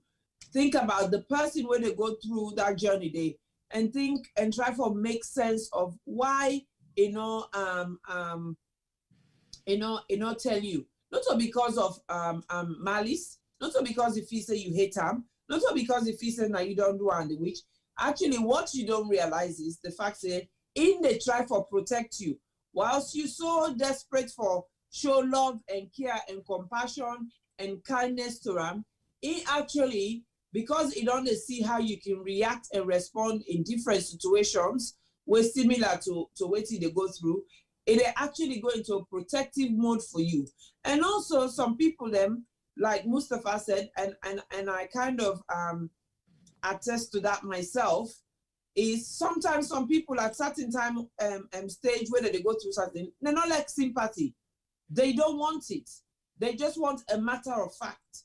They want for do what it and get for do, focus on waiting and get for focus on, and carry on doing waiting and get for do. So as we they go, we don't reach, as Juma said, we don't reach the head part of the case where we they talk about the effects of surgery. We talked about some of the anxieties and the fears of the impact where they get on the reproductive system of men, but most important, the enjoyment part for man them, which is sex. And because of outside the prostate day, where if certain way the way that they do the surgery, where then it can damage some of the nerves or they can get for remove some of the nerves, where they get direct impact on erection, where means the penis not able to map for let you do in work where it's supposed for do. And for some people that takes a very long time for make it come back, but it usually does. And for some people, it doesn't come back. But for some people, like Mustafa, because he decided for take a risk and go into that trial, they were able to spare his nerves. So he didn't have any problems where he can in marital responsibilities. He'd be able for perform and still keep a happy home. So over to you, Mustafa. I think we go carry on and do we round up and talk and just send your message, talk about the things that you think you need to highlight to we people them, and then we can take it from there. Femi, you still got for add your own 2 cents day, but over to you, Mustafa. Okay, yeah, as I've been saying before, the lights go in the words of Juma.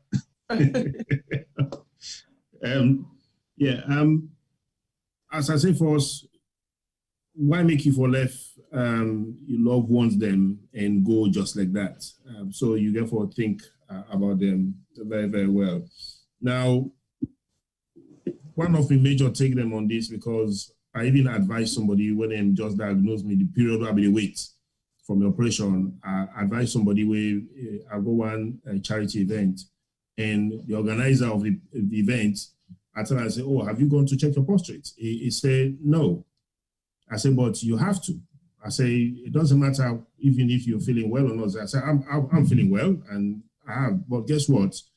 The guy, he go check end of this year time now, just about 2 months ago, and it get time and it don't spread. So, you know, when he phoned me, he tell me, I felt so bad for him. But then that I just typical example. So for me, every man, you sick, you're not sick, just test. It saves the day. just test. That's one major thing. You don't need for feel sick for let you go test. If na competition self when I get them with you, people them, when I spread them, as I talked from the beginning, 1 in every 4 black men. So just imagine that. Imagine where you go work when a 4 black men in snap, one of them get them. Imagine where you do school when a 4 day. Imagine where you go church when a 4 day. Imagine where you go to mosque when a 4 day. 1 of una get them. Now that are the statistics. So let we bear that in mind. And of course, the journey, science will improve a lot. The word cancer now, yes, is still fearful, but guess what? Now any other sick, if you catch them in time, it gets sorted in time. So then the ASL also not supposed to afraid them anymore.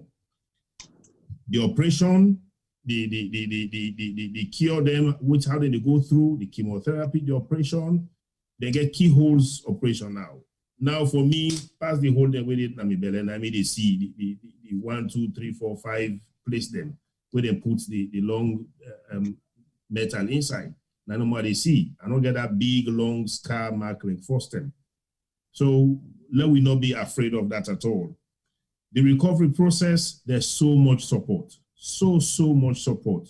You get a lot of agencies that are in place. You get the Macmillan Trust, you get the cancer research, so much support there all over the place for you. And of course, down the line when they come to the medication or the aftercare, now we talk about now, which is this when one of the problem them when erectile dysfunction, with down the INSEF, as I they say, they get medicine them where they help you.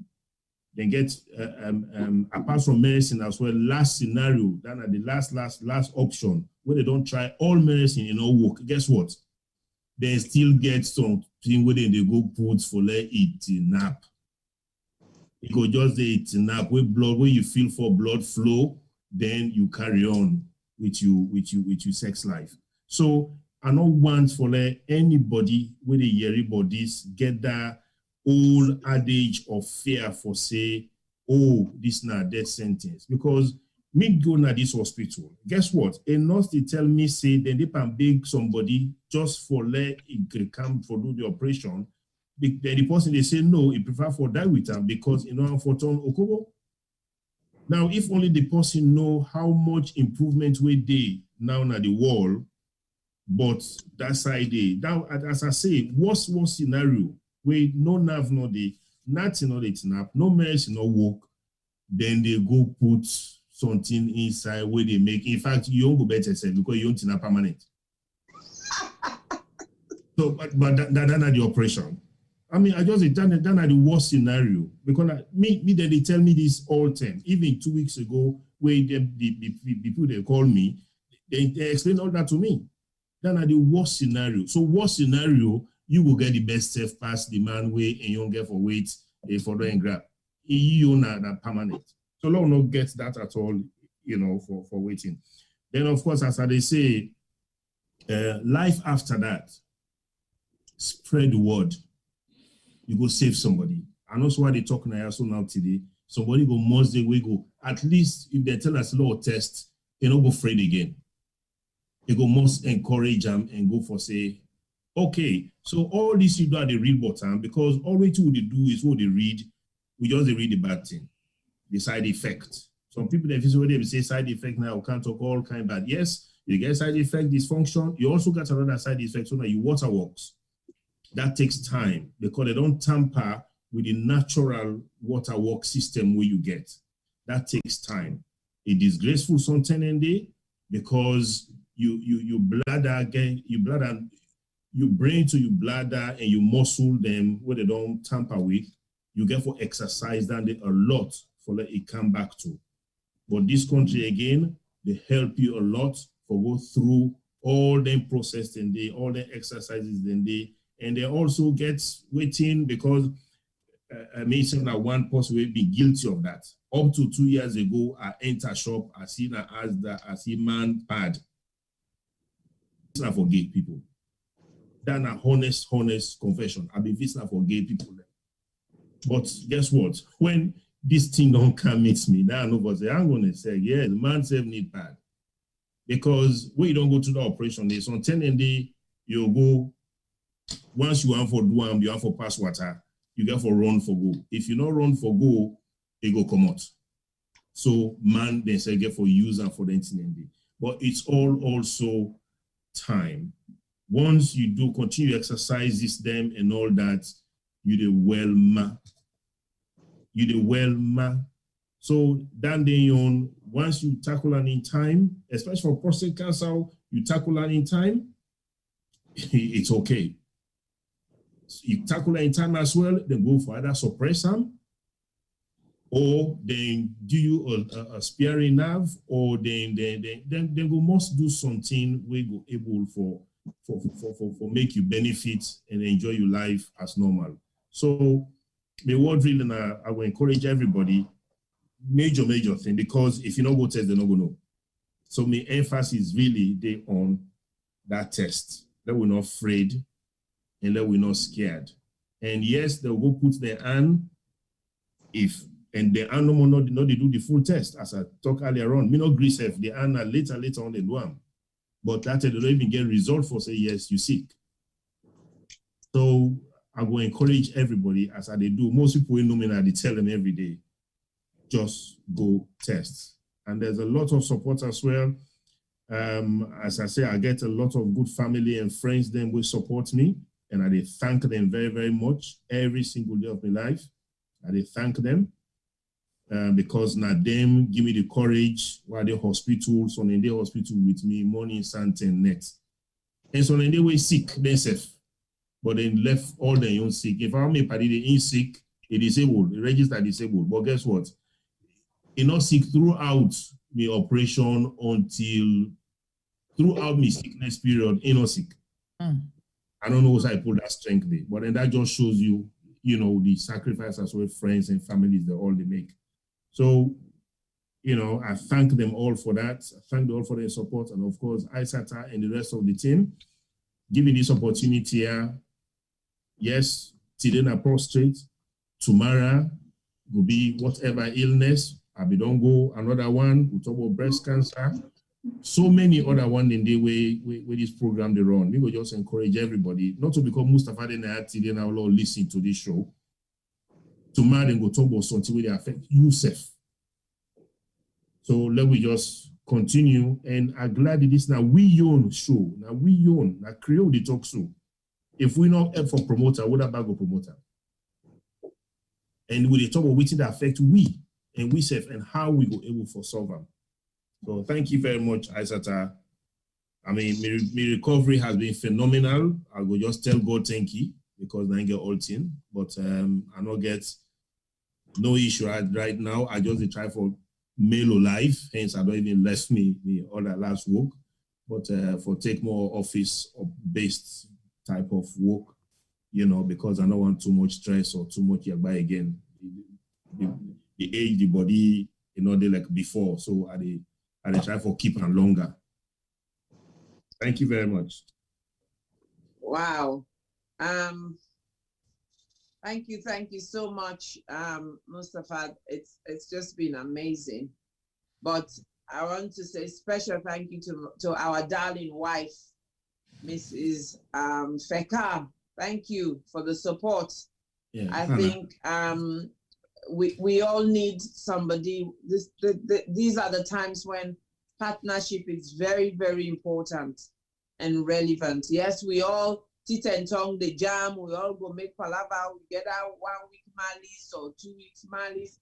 We get our 1 week greedy and all of that.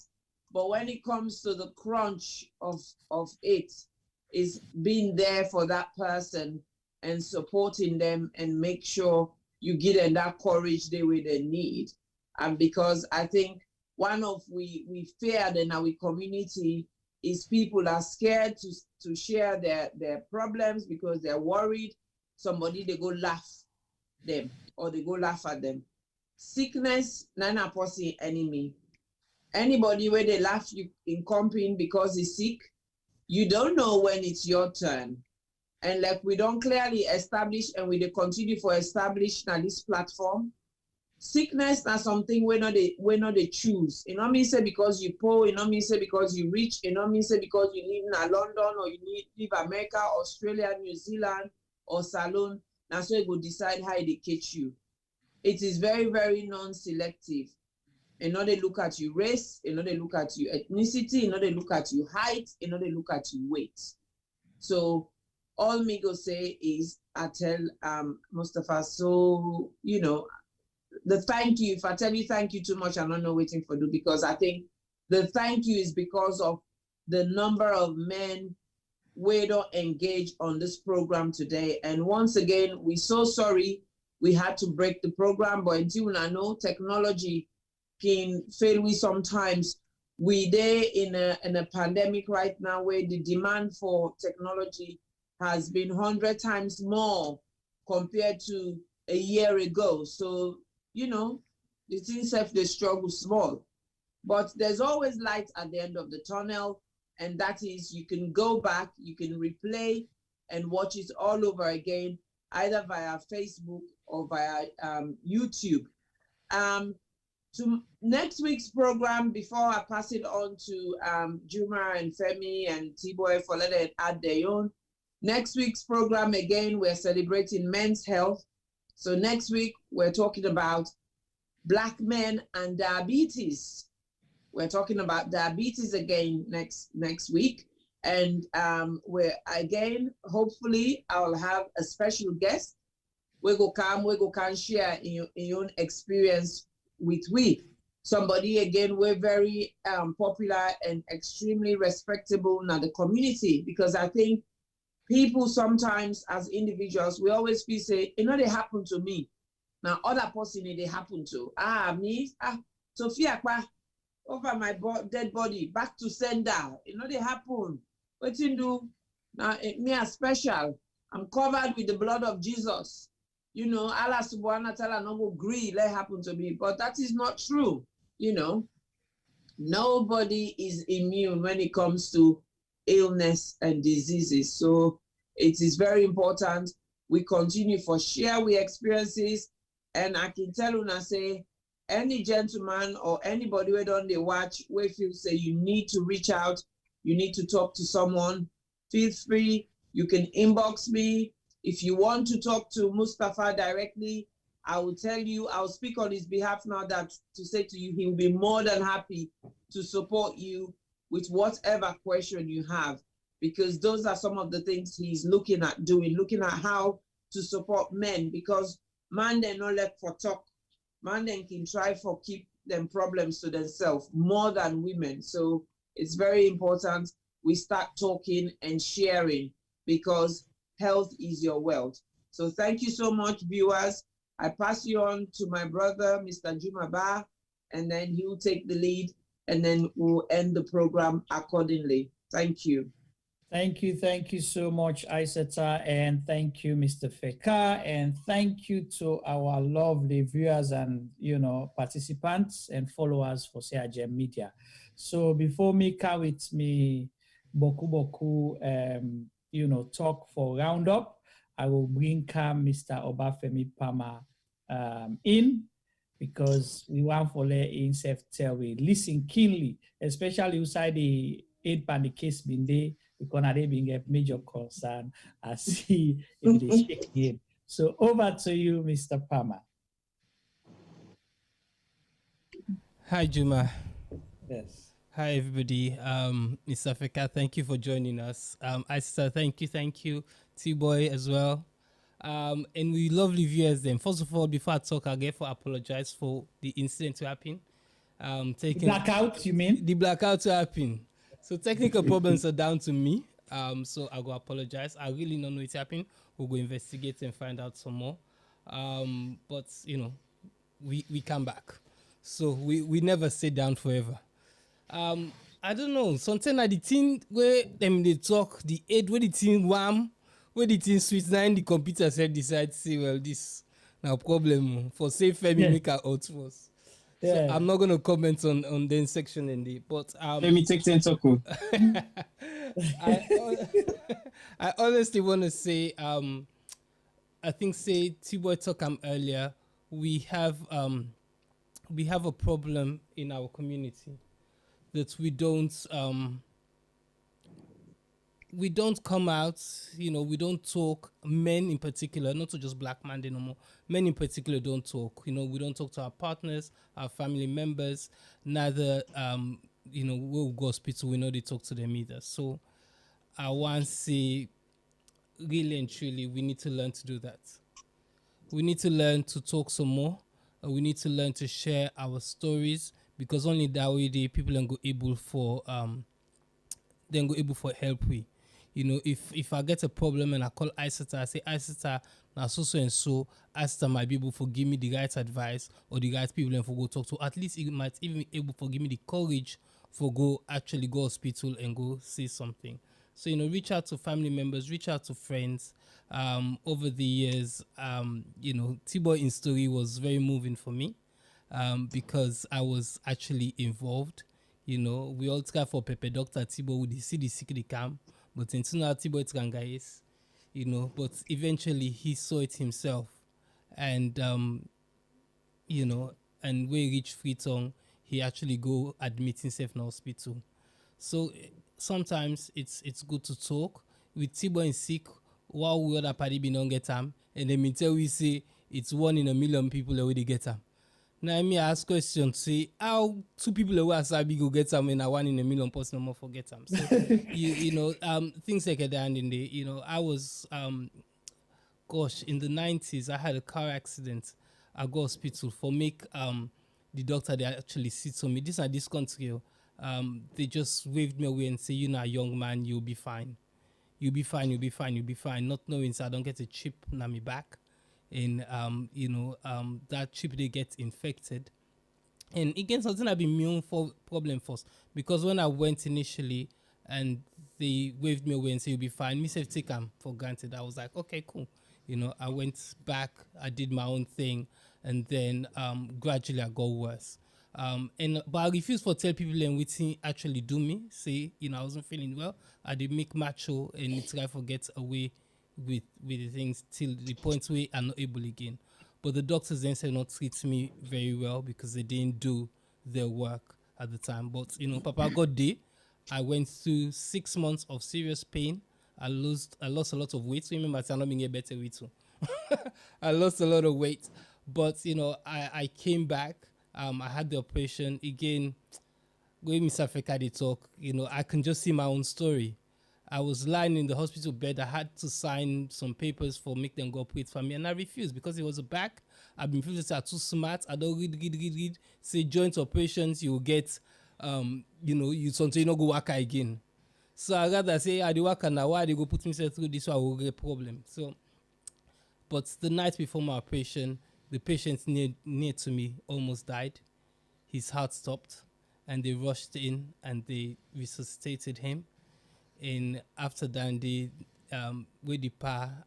next morning, I actually asked for go see him.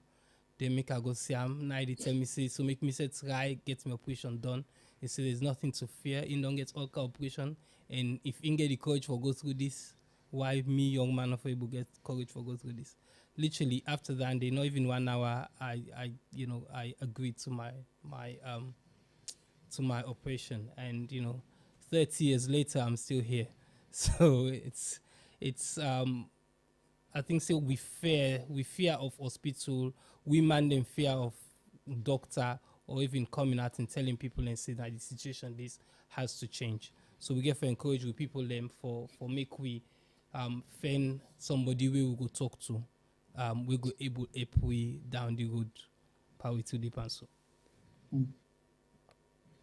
Thank you so much, Femi, for sharing your experience with us as well, and for encourage people, especially we demand them for say we for talk and we for share, and now that way they will get help. Over to you, T-Boy. This Femi, I say, don't tell the happy doctor me. I remember back about 10 years ago, this me and his well, he pulled boil. I don't know what kind of boil come out, boil not come out. Femi say, look, who can cut out with razor blade now. So I said, eh?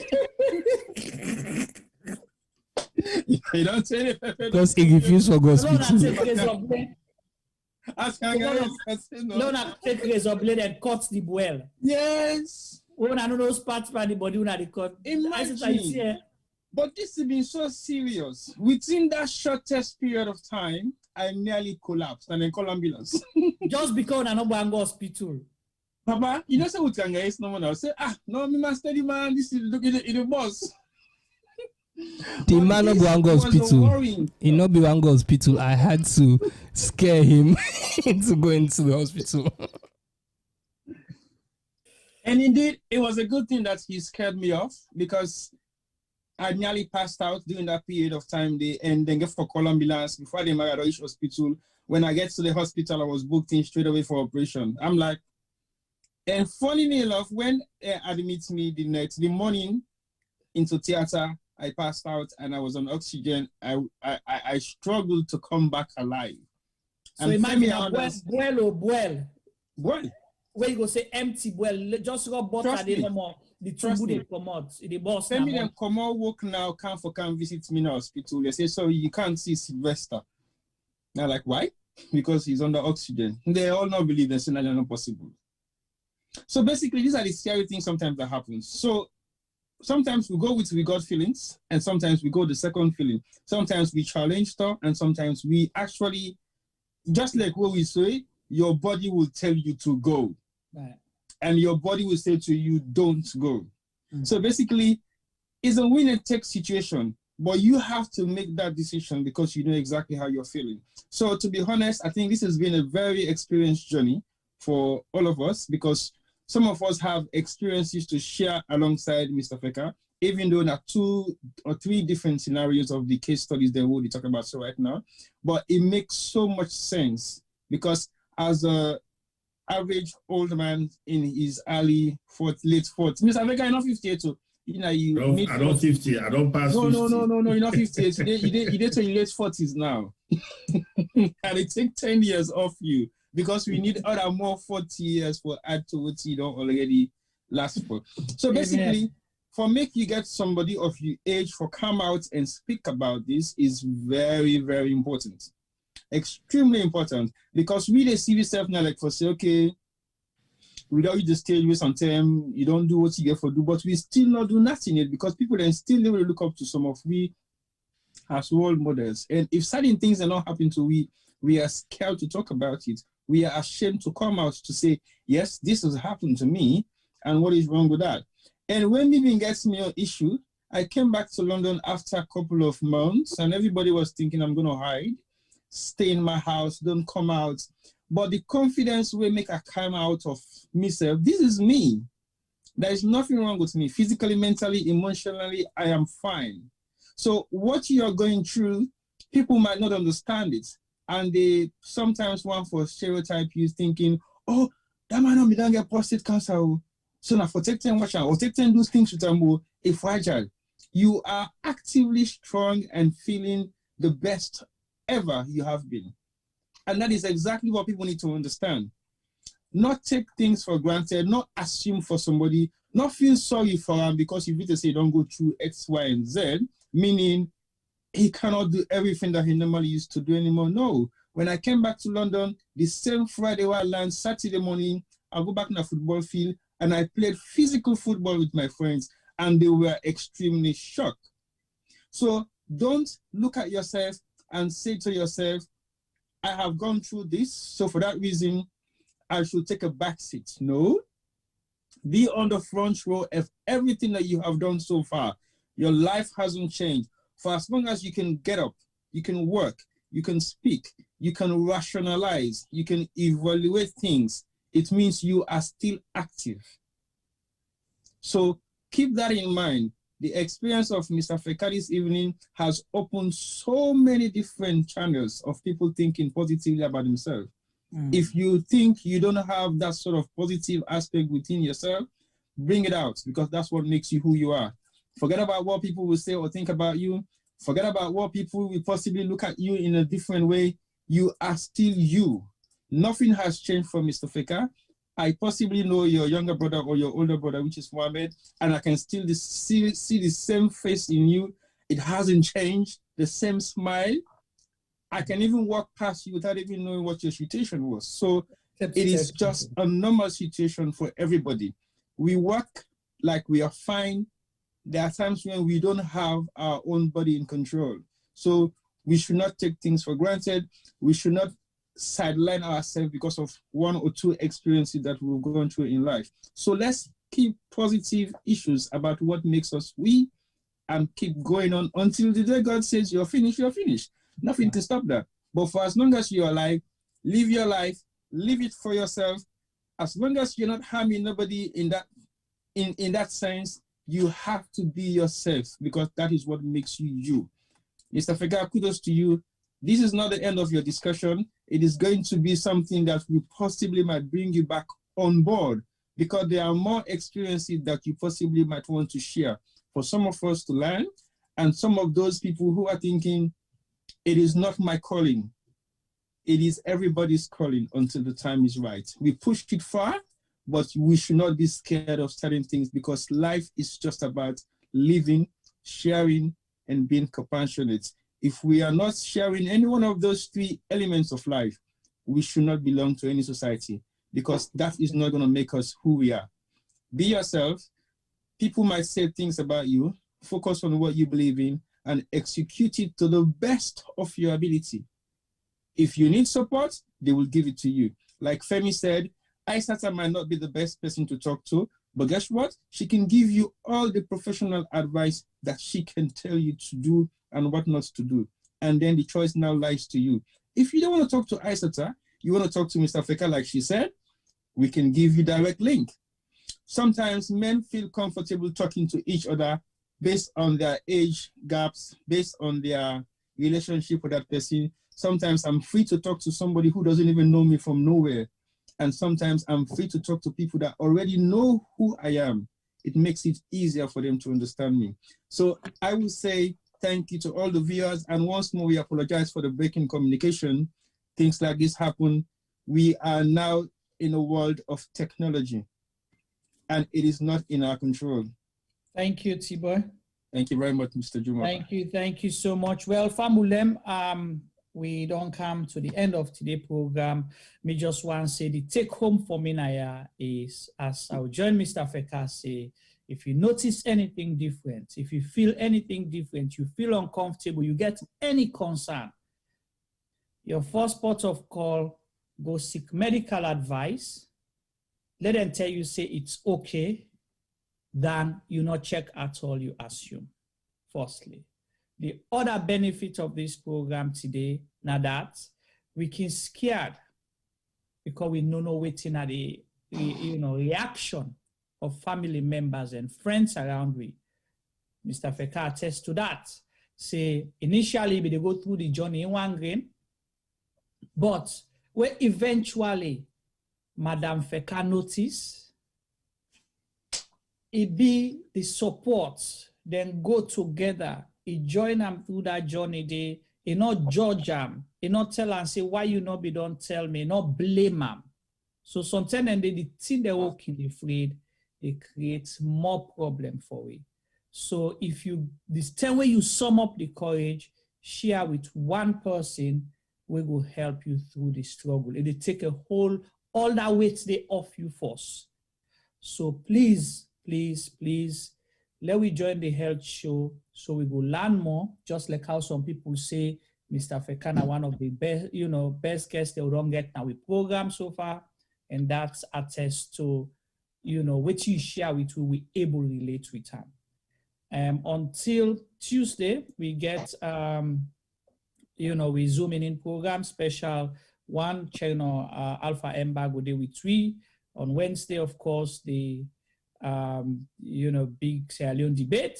And following Thursday again, we'll get the health show, just like how Isata say, they talk about men with diabetes, or men the way they live with diabetes, or men and diabetes. Because I know that thing as well, especially like me, I'm interested because I guess some weakness the way sometimes they can cause diabetes. Where I think I need for no more because like yesterday, if I even cheat, I don't make resolution say Coca-Cola, Pepsi, and they drink. But I don't know. After 1 month, yesterday, I don't know if catch me. I go buy one.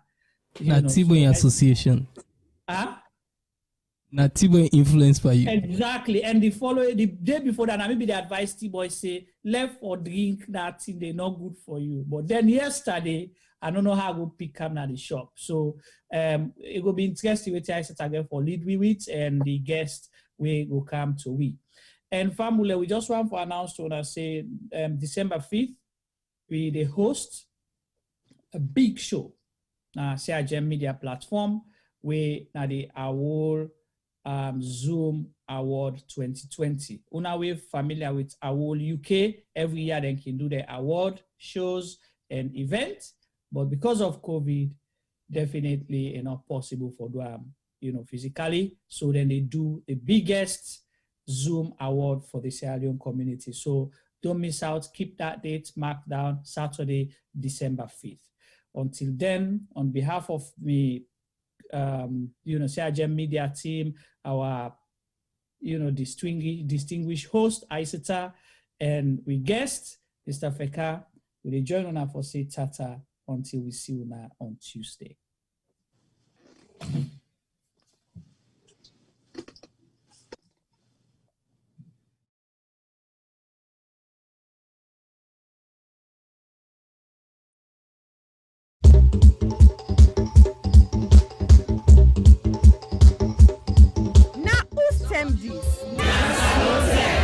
Yes, this na term for all Salon people and then party them. CRGM Media will be bringing you a variety of programs ranging from documentaries to discussions, interviews, news, views, sports, and entertainment.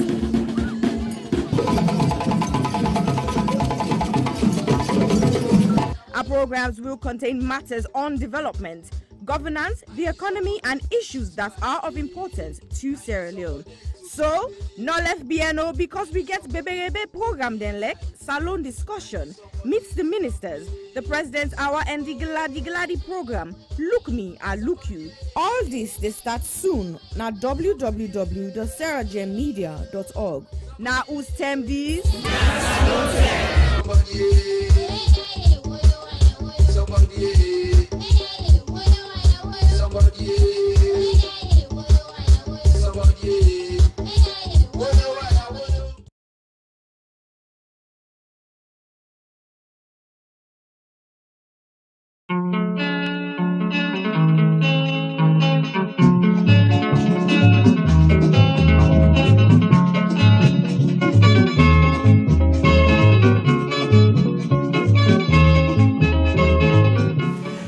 As we talk about burning issues ranging from politics to the economy, culture to sport, education to entertainment, corruption to the environment, we realize the Sierra Leone story is far from finished.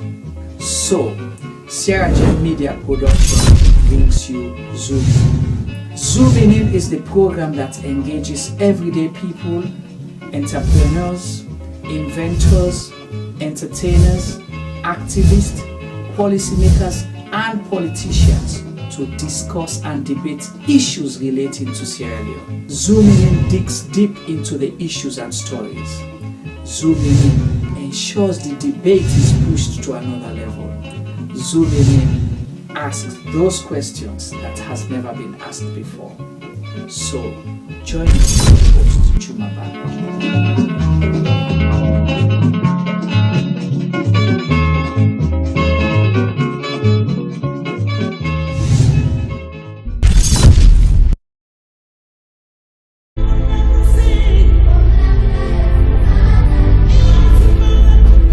When I was young, a lot of things were different. Unfortunately, most of the differences seen now are heartbreaking and are not good at all.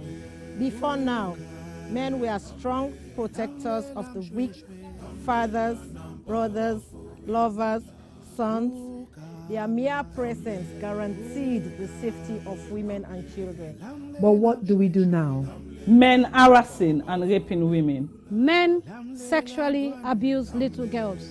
Men battering and killing their wives. Any form of sexual assault, be it rape, Sexual abuse or pedophilia is a killer to human self-esteem. Women should stop dying in silence. Speak now. The rapist should be stigmatized, not the victim. I think death sentence should be the consequence of such terrible acts. And you mothers, build confidence in your children, put trust in them, listen to them when they make reports, and take necessary actions. Talking of mothers before now, women were virtuous. They were mothers, daughters, and sisters. Nurturing, counseling, supporting their men folks. But now, women are trafficking female children for money. Women are forced to be silenced. All this must stop, and it must stop now. Real men do not abuse, rape, or molest women and children. It is barbaric, unacceptable. Let all real men stand with us. Together, let's say an emphatic no to rape, sexual abuse, pedophilia, and domestic violence.